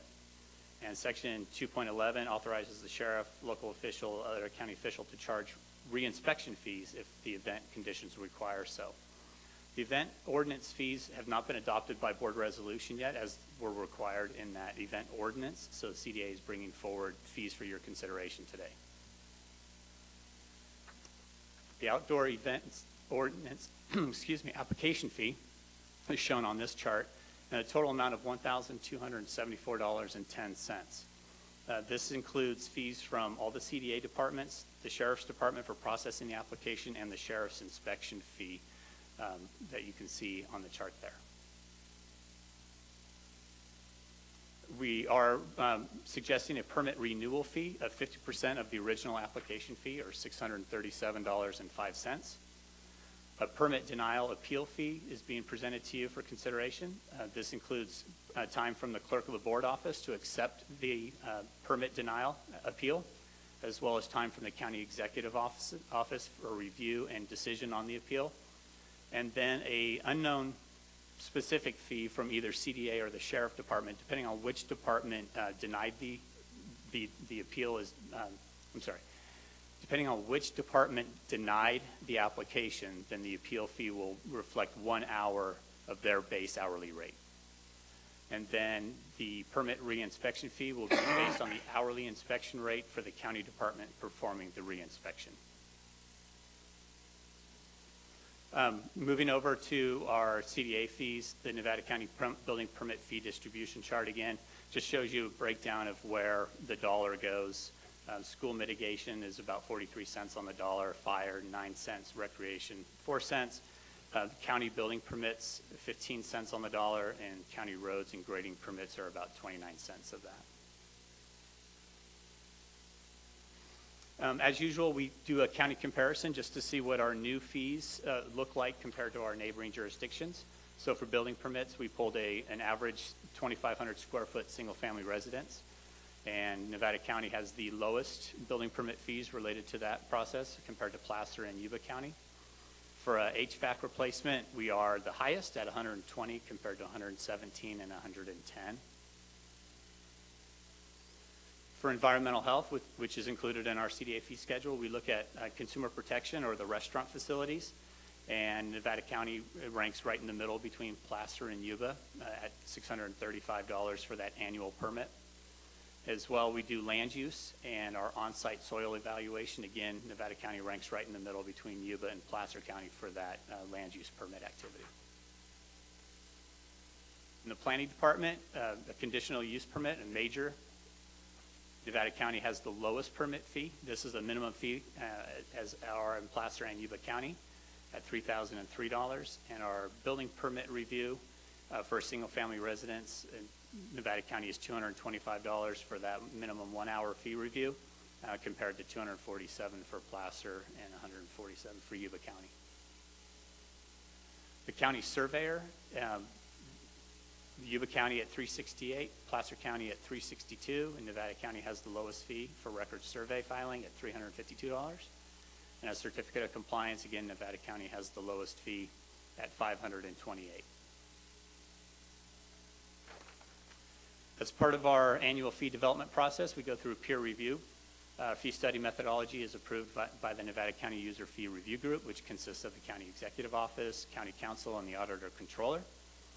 Our fee study is presented to and approved by the Budget Subcommittee during the budget process. And our fee study is presented in advance to the Nevada County Contractors Association, the Board of Directors, and the Contractors Association of Truckee Tahoe, both of whom we've heard no negative feedback from. And that concludes my presentation. I'd be happy to answer any questions you have. Could you go back to the event ordinance, please? So is this for the temporary 4 events a year, or is this for if you get a conditional use permit to have events, this is the amount you pay? Which one does this cover? Supervisor Weston, it's the latter. This is for the up to 4 events per year under the outdoor event ordinance, not a planning entitlement for a conditional use permit. Okay, so that amount is for just the 4? Up to 4, correct. Up to 4, okay. Ready? How long is that? I didn't see how long that permit is for when I was looking at the renewal fee. Is that annually, 2 years? I don't remember what. So I believe the way the Supervisor Hall, the way the ordinance reads is that the application fee is good for the event. If there is, the renewal fee can be applied to a substantially similar event by the same applicant on the same property without any significant changes, and that's the annualized permit. So they'll apply initially at the $1,274.10, and then if they come back the following year for the same type of event, then the renewal fee would apply. Okay, and you're saying event, but we mean up to 4 events, really. It applies to up to 4 events, right? Correct. Under the outdoor event ordinance, the applicant can host up to 4 events over 12 months With a one-time fee. with a one-time application fee. And then renewal, the same person who wanted to put on 4 weddings, renewal for the next go-around would be half of that, 600. Correct, Supervisor. Okay. If you get a conditional use permit, then that is dealt separately than this fee. That's correct, Supervisor. There's the cost of the fee, the conditional use permit, once it's approved, then it's locked into the property, is that correct? That's my understanding, yes. Supervisor Miller? Well, I guess I've always had heartache over this outdoor event ordinance. And, I objected to it before I came on the board, and I still think that it's had a negative effect on businesses in the city of Grass Valley, and I believe in the city of Nevada City also. And my question, I guess, is we've never charged this before. Supervisor Miller, these fees, the application fee, the renewal fee, the appeal denial, the appeal fee, and the reinspection fee had not been established by board resolution prior to you seeing this today. So the outdoor event ordinance was passed 5 years ago, 4 years ago? Correct. How come these fees have never been authorized by the board? I don't have an answer to that question. I believe an appeal was filed with the clerk's office, and in a review of the fee schedule, we noticed that there was not the appeal fee listed there, so it caused us to take a look at this. I believe the sheriff's office, who receives and processes the initial application, has been charging a $100 fee for that. $100 per day for the event is the fee that's been collected so far. If you weren't here, but if you remember, the sheriff has total control of this. He was charging his event fee. He was supposed to be running what the costs were for fire and everybody else to come in. It never came back to the board. It was to be replaced, but it never came back. And when I saw this, I thought, oh, wow. It never got back to us. Yep, they updated. So, Go ahead. Yeah. I'm on the same track here with you. You all have a number of questions about why this is happening this way. Do we know how many applications have been in the past couple of years? And Supervisor Hall, the sheriff's office has accepted 9 applications for a total of 15 events since 2015. And all they've charged is $100 for each of those events, or a believe so. year? And so we've been absorbing the costs of processing. We've been doing the processing as well? Yes. And we've been absorbing the costs without funding. So would the sheriff continue to charge his $100 fee on top of this? Yes. The outdoor event ordinance language allows for the $100 per event day, Yeah. and then, so that would still be charged. This, yeah, I have to say, this feels steep to me to go from nothing to, although I want us to be recompensed for our work. This feels really steep to me, and I don't know how we explain that the first 4 or 5 years, people got it for free, pretty much. So, Yeah, and the only concerns the only about- comment that I have, I know these venues charge so for to have an event there, so they are compensated for the use of their facilities, but yeah, I'm like Heidi, to go from 100 to 1,200, it's a significant sticker shock as far as the venues, and it's just obviously the question's going to be in the back of our mind for that one. Well, I guess the question would be, how many of those people applied for 4 event? Probably, did anybody, or they're just single events? Because it sounds like the sheriff just continued to do business as usual. Only with those that have applied. There are still a ton of them going on without permits. That sounds familiar. I wonder if there, just to address this, if we can't go back and look at a way of phasing this in. It's been phased in 5 years later. What yeah, but I guess what I mean is, so there isn't the sticker shock issue, so, you know, we don't do it all in 1 year suddenly like this. Yeah, the thing is, that the public objection to this, that ugly head's going to rise up again. And we got, the board got hammered before you and I were on it. And I was swinging the hammer myself because of the downtown businesses that were objecting to this, and the catering businesses. Right, I as well. The objection was primarily toward, or with regard to the limitations on events, a number of events across those who are holding events. With regard to the fee itself, I mean, to me, this actually looks, looking at the numbers generated by CDA, it looks reasonable. And so I'm willing to go along with the proposal as presented by CDA. I don't think we necessarily need to phase it in. After all, these are often, if not entirely, revenue-generating events, and they create impacts on neighbors, and it's important that we examine those potential impacts through this permitting process as allowed, and that we try to control those impacts. Well, I wouldn't be so objectionable to the fees if we could raise the number of events from 4 to 8, or give these venues an opportunity to really come into compliance, with what the county's trying to do. But to limit it to 4 events really seems. Dan, these are events which are being held in neighborhoods. Yeah, well, residential areas. I know where the events are. District 3 has a number of venues. So do all of our districts. But I think that with the fee schedule, and with planning and the other departments becoming involved, I think they're more likely to be more compliant and understanding of the neighborhood where the event is being held, rather than not even coming in and applying for a permit at all if they're required to only have 4 events. And that's simply my concern.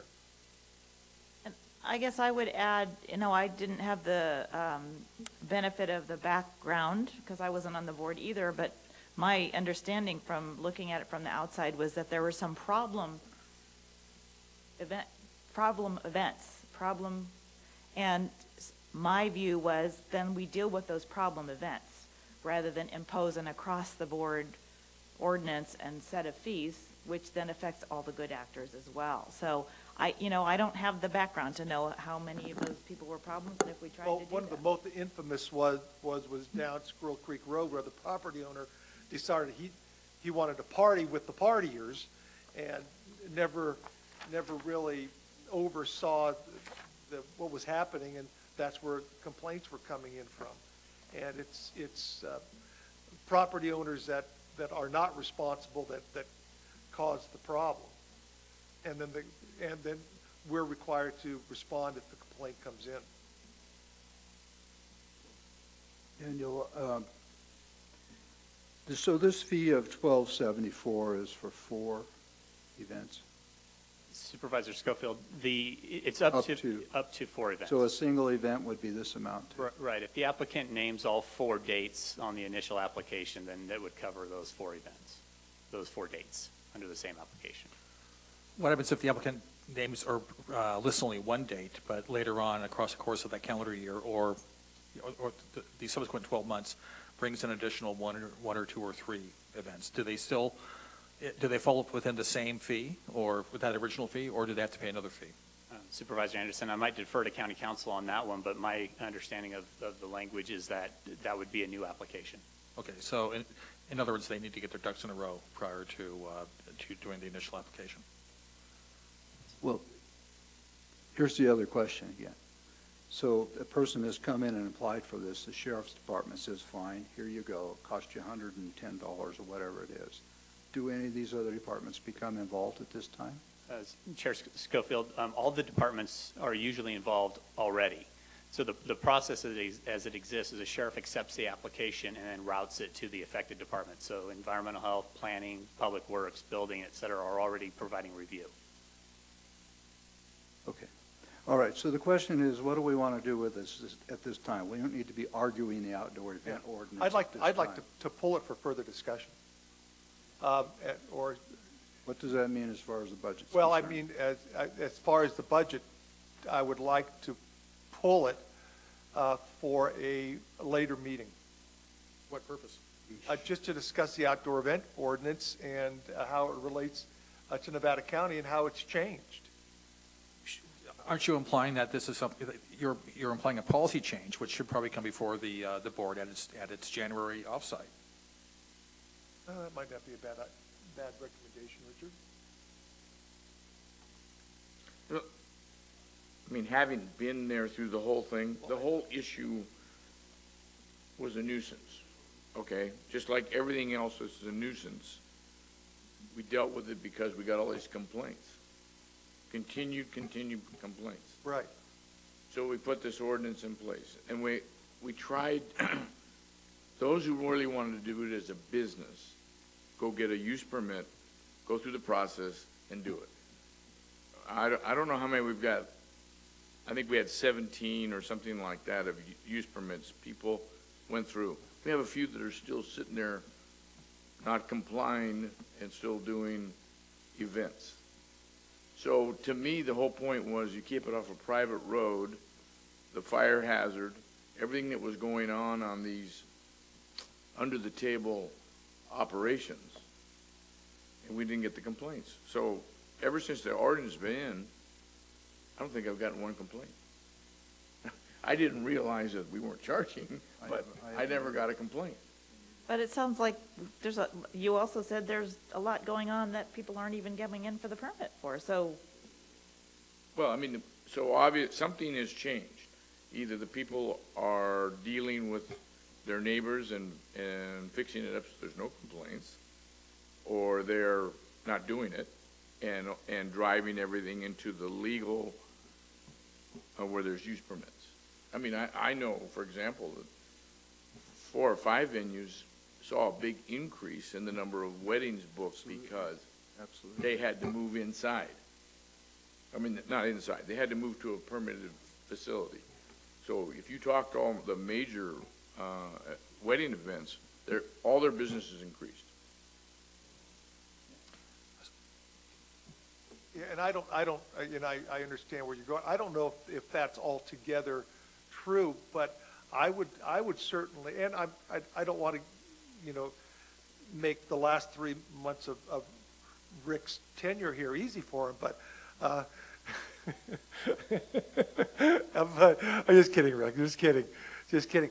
But I would really, seriously, I would go with Richard's suggestion and make this a board workshop item, because I would like to hear from the industry itself, where businesses actually profit, from outdoor events, and how they are handling the ordinance as it stands right now, and what their thoughts would be with these increased fees. I would, if I can just make a quick comment, I have no desire to bring this ordinance back to this board. We can bring the fees back and talk about it. Yeah, In my mind, not the ordinance. And Ed, I despite having raised the prospect of bringing it to the next January board workshop, we went through a laborious process to create this ordinance in the first place. We had a committee which included members of the public, members of the event ordinance community. We had a number of public hearings here, which were frankly heated at times. So it's not as if we hadn't heard the issues from those who are both concerned about the impacts as well as those who are creating the impacts and those who are enjoying the benefits of revenue, of economic activity. You know, we've gone through that process already. What we're doing here today is simply creating a fee which somehow fell between the cracks, and it's a fee which is intended to cover the cost for permit processing. And from my perspective, this is certainly appropriate. And unless you want to pull it, and you know, I'd recommend that we move along and consider adoption of this fee. Okay, so what, excuse me, maybe, okay, I understand what you're saying, you know, boom, you're gonna hit them with it. You know, this could be one where you say that it goes into effect on December 1st, this fee, because they are now booking, this is the trouble. They don't know it when they're booking it, how much this fee is gonna be, okay? So it's only fair to the operator that they get through this wedding season based on the $100 or whatever the sheriff's been doing, and then make it a set date. I mean, it's only fair to them. I agree. So they can include that with their cost of their operation. So rather than have it go into effect, pardon me, so rather than have it go into effect at the beginning of the fiscal year, it goes into effect at the end of the calendar year. Yeah, what I was figuring is, when we went through this whole ordinance, everybody said, well, we're all done by the end of October. So we actually, if you will remember, gentlemen and lady, we put this thing in place on November 1st. So we gave them a free ride the first year. They weren't here. Huh? Yeah. Heidi wasn't here. No, and to that. I know, I'm just bringing up the Yeah, fact. but to that point, and with all due respect to Richard's, you know, comment and the fact that you did go through a lengthy process and it was difficult, and nobody wants to create a whole nother difficult process, but with all due respect, it is a different board now, and we have some different opinions, and so I too. There's three of you. So you know, I'm not wed to one solution here, but I'm not prepared to agree to this without at least a little more discussion. On this particular fee, the other ones I'm fine with, so I don't know how we do that. Well, I actually like Hank's idea of implementing it at, you know, after the major event season has ended. So Jan 1 implementation date to me seems reasonable. Although from your perspective, staff, what do you think? Does that create a huge hardship for you fiscally? Supervisor Anderson, so the way the fee resolution is written already is the effective date would be August 6th, I believe, with the rest of the land use fees that go into effect that date. But with the numbers that we see with 9 applications a year, or 9 applications total in 3 years, I mean, the number of applications at 1 hour of service for each of our departments reviewing those, I mean, the cost is not that significant, but it is a cost that would have to be absorbed by some other source. Well, I think, in all fairness to the operation or to the businesses that are doing it, we, the county, failed to bring the fee forward when we should have done it, and so therefore we erred, and we shouldn't make them without some kind of a warning. You know, the red light's on, guys. Here's what's going to happen. You know, we've got to eat it because we made the mistake in the first place. Yeah, I agree with Hank. If we can entertain a motion along that line. Well, do we have any public comment? Do we have any public comment? Dinah, do you have any thoughts on that? Oh, okay. Well, come on up. Congratulations. Thank you. So I might be having an outdoor wedding.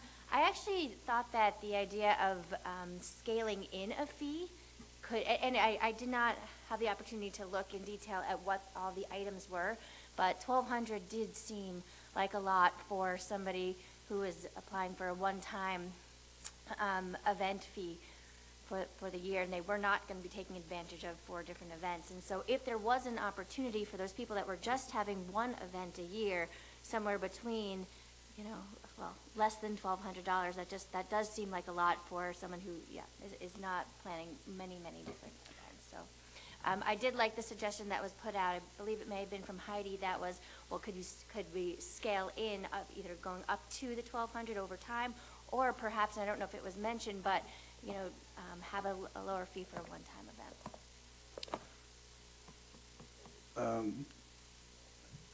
I don't, Diana, did you want to comment on, or maybe let us finish up this part of it and then Oh, I thought just. you called public comment. I did, but there may be another part here that you might want to speak Oh, on, okay? Because didn't we have a cannabis part in there too? Well, for the Or just temporary, cannabis only for the policy. temporary permit. Yeah.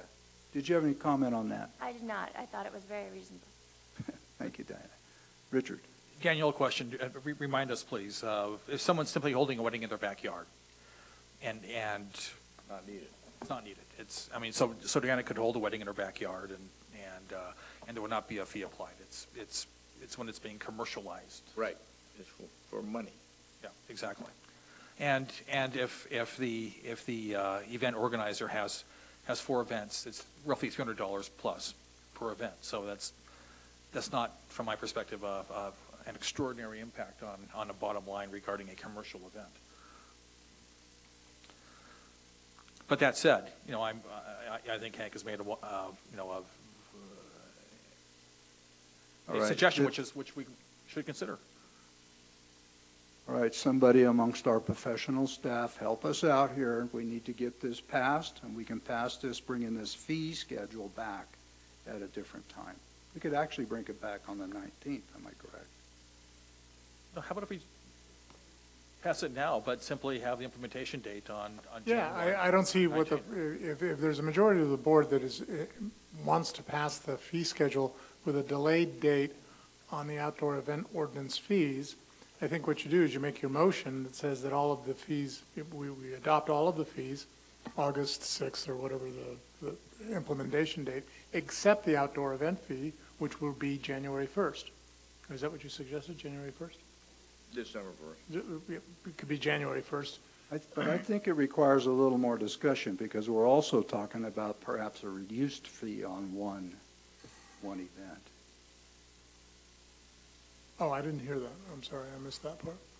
Well, I think that's what, I was. what Diana just brought up, for one thing, and I. Well, didn't no, disagree. but I didn't, Diana might have said it, but I didn't hear, Well, I'm telling you now, okay? okay. That's, I'm saying that it sounds to me like it needs a little more discussion as far as the fees go.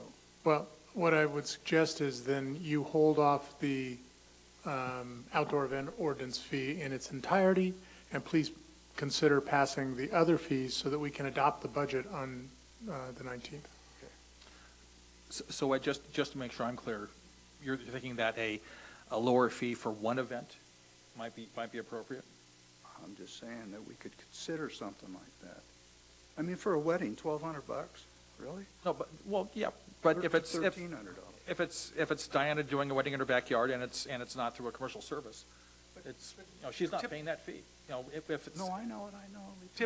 Typically, someone having a wedding in their backyard one time isn't a commercial operation. right. That's the separator right there. If it costs the county a certain amount of money to process the application, then that money should be recouped from the event organizer. Then this is primarily for 4 events. It's for one event, but Primarily. That's who's going to come in and apply for this, probably. What are they doing right now? What are they doing?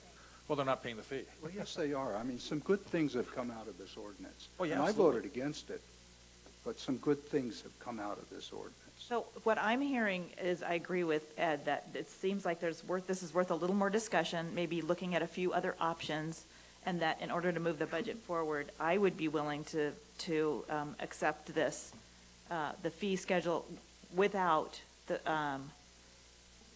what are we calling it? Accept the fees. And then Oh, And okay. ordinance fee, and bring that back at a later time with a few more options for how we handle that. I second it. Motion Supervisor Hall, seconded Supervisor Miller. Any other discussion? Madam Clerk? District 4,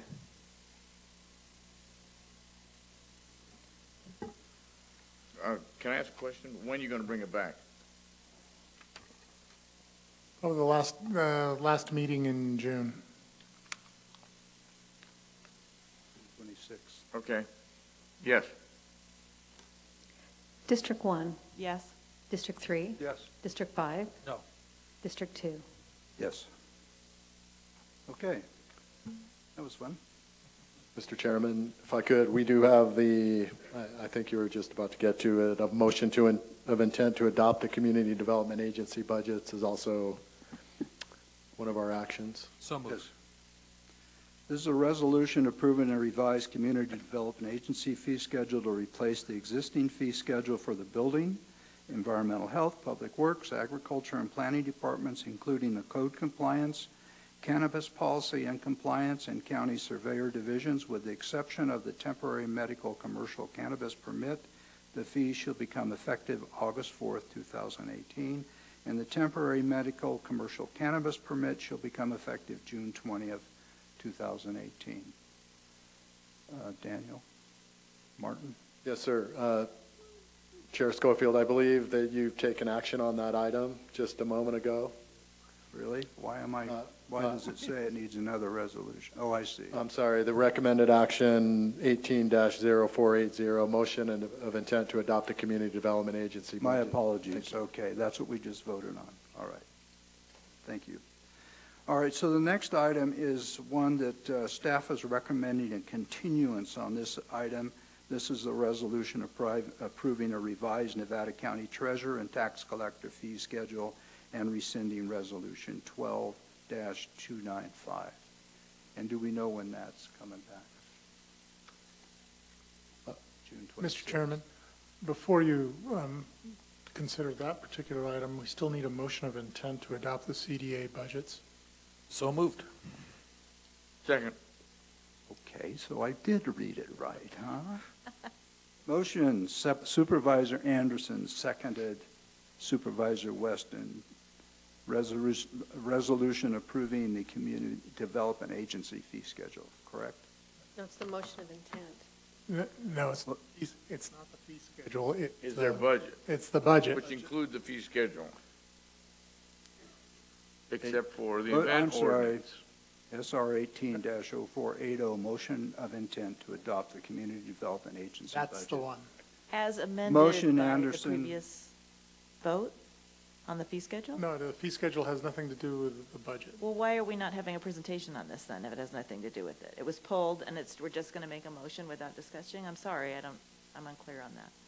No, you have two items. You have the fees that you just made an amendment to because you're going to consider the outdoor event ordinance later. And now we adopt the budgets because you now have adopted the fee schedule for CDA so they can operate their budget.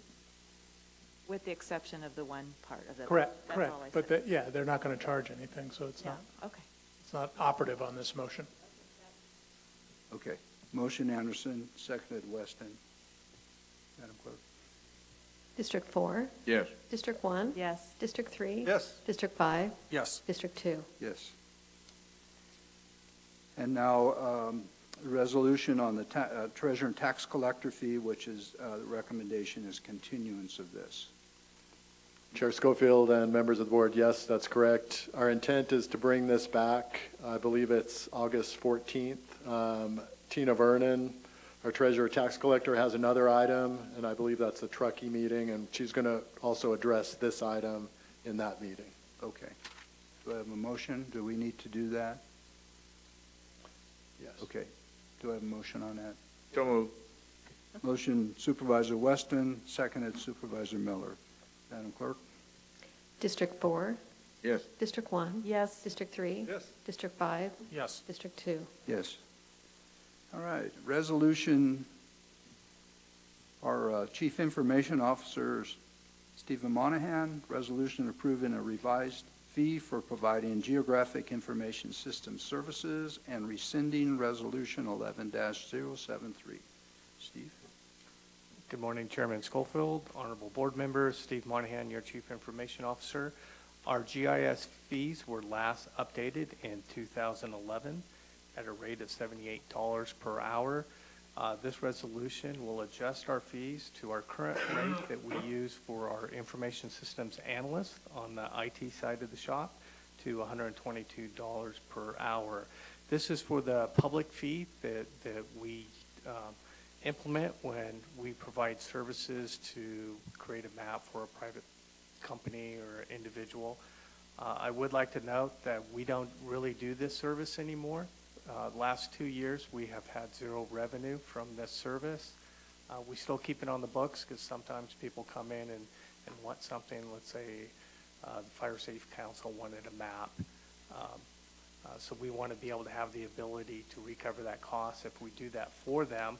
But because we've done the My Neighborhood and these online services, we've done our open data portal, we have all of this information out online, we don't get a lot of demand from the public for this service. But it does need to be corrected to reflect current costs, and that's why we're here today.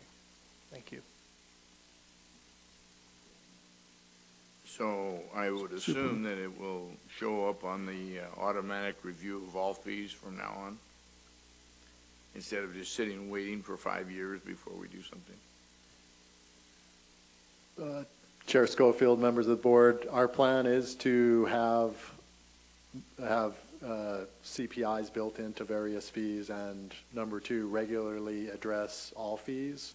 We have been working toward that over the last 3 years, and that is our intent, yes. So this one would include a CPI after the resolution?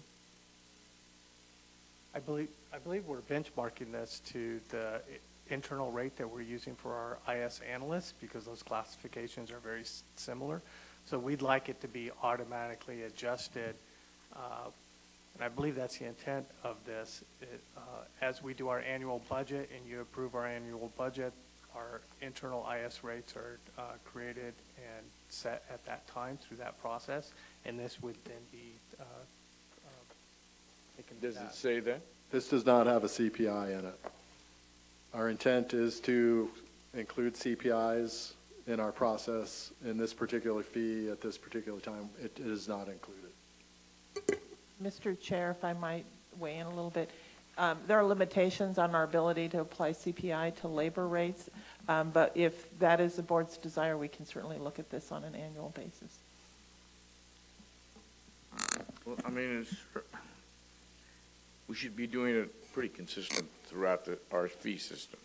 So whatever fee system you guys are going to put in, the increase should be reviewed consistently with other fees. And if you want to put a CPI, that's fine. I mean, this is it's not a CDA issue. It's a IGS issue. Correct. So if you want to do it based on a analyst's or salary, that's fine, but it should be there. Would our auditor controller wish to? Thank you. Marcia Salter, Auditor Controller. What I would suggest is what we've similarly done with County Council. The GIS is sort of wrapped into IGS as part of the cost plan department, and so really we could look at it more from that perspective, which is basically where we're moving. We do, like Steve mentioned, they do very rarely do work for anybody outside of the county, but similar to County Council, she has a rate through the cost plan. So I think it would behoove us to do more of that, which would then make it almost automatic, as Steve was mentioning, because as salaries change and the cost plan is calculated, it would already be a known amount. So it's not setting a fee or setting a CPI to that. It's not like our normal user fee activity. So that would be my suggestion. Thank you, Marcia. Chair Schofield, in the course of our cannabis regulation process, I had several maps developed by IS staff, and I presume that the charge to do so was the cost to do so was charged back to the clerk's office. How would, and I have two questions, one of which is that looking at page 3 of the agenda item, it looks as if we're being billed, or she would be billed a blended rate, and not simply the cost of the specific staff person who is doing the work, which is a lower rate. But also I'm curious how that would play into the cost plan aspect that Marcia just raised. Supervisor Anderson, it is a blended rate because it's total cost of supporting that employee and the team that develops that platform that delivers that service. So that is why it's a blended rate. And ongoing, it would be part of the cost plan, and that's what we're working out with the auditor right now. Do we need to pull this item and either reconsider it or not consider it if it's being included in the cost plan? I think the point is similar to what we do with county council when she does work for other outside entities, special districts, that sort of thing. It's a rate that's calculated already as part of the cost plan. Her resolution specifically says that it adjusts as whatever the cost plan rate is, which is similar to other agreements we have, like with courts for my office, or Trans Commission, we charge whatever the cost plan rate is. So it would be consistent with what we would do with others. So the question really is, do we need to modify this agenda item or the resolution? Supervisor Anderson, if I could weigh in on that. What the auditor controller is saying is true. If it's a cost plan allocation department already, then we could simply use a cost plan allocation rate because there's no discretion afforded to that department to modify the fee. If in this case they are not yet a cost plan allocation department, that may be the direction they're moving for this particular service, but they would have to be, this unit would have to be identified as a cost plan unit for purposes of our cost plan allocation program. My understanding is they're moving in that direction, but they aren't there at this moment. And I would also note that I think in this case, they're not charging that full rate in that $122. So to the extent there's any discretion in our fee, staff can't do that. It needs to come to the board. The reason my cost plan allocation rate works for us is because I have no discretion in what that number is. It's just calculated annually based on the actual costs of the county and my office for that particular year.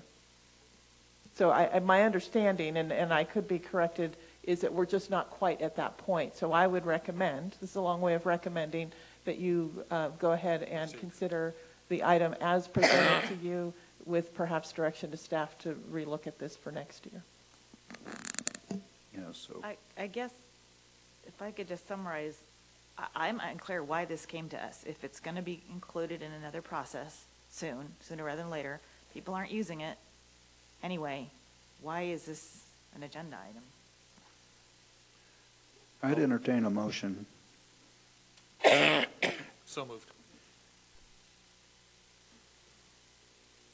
It's a You don't want me to get an answer to my $3 question? increase on something that's hardly ever used. It's not a like- $3 increase. It's 86 to 122. I'm looking at 118, okay. But that's okay. I mean, I just wanted an answer is all. Just a short answer would be fine. Are we missing, in other words, are we No, missing something I mean, I about can why it answer came that up? question if I could, Mr. Sure. Chair, Okay. Supervisor Hall. We attempt to update fees periodically. I have numerous fee departments. We attempt to update these as we can. We've been working on this for probably 8 months, as we have with other fee. Okay. So this development that we're describing, moving it into the cost plan, this is something that's, whether that happens this year or next year, I'm not sure, but we're just way behind on this fee. Okay. And so our intent was to try to catch up. Okay, thank you. I apologize, Heidi. Didn't mean to do that. But isn't it fair to say also, though, that there may be times in the future, it hasn't happened much in the past apparently, but there may be times in the future where having this fee in our back pocket will be important to charge perhaps a nonprofit like the Fire Safe Council. Say they wanted to have a map made of certain land uses in the county. We would presumably charge them this rate, and so we have to have that. We have to have a fee in place to make that charge. Correct. My guess is if after you do the next ordinance on cannabis, that there might be some usage in the GIS system. And that's the case also. So I've made a motion Second. Motion Anderson, seconded Supervisor Weston. Any other discussion? Madam Clerk? District 4? Yes. District 1? No. District 3? Yes. District 5? Yes. District 2? Yes.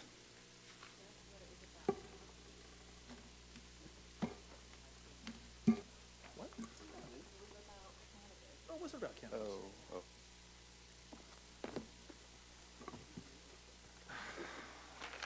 All right, with that, there's no under agenda items, so we are adjourned. Motion of intent? Oh, well, of We course. do. This is supposed to be easy today, you know? All right, we're not adjourned. We're looking at a motion of intent to adopt the GIS budget, Chairman. Sorry, yes. So moved. Board members? Second. Okay, so this is a motion of intent to adopt the Geographic Information Systems Department budget. Motion Miller, seconded Anderson. No discussion. Madam Clerk? District 4? Yes. District 1? Yes. District 3? Yes. District 5? Yes. District 2? Yes. Meeting adjourned.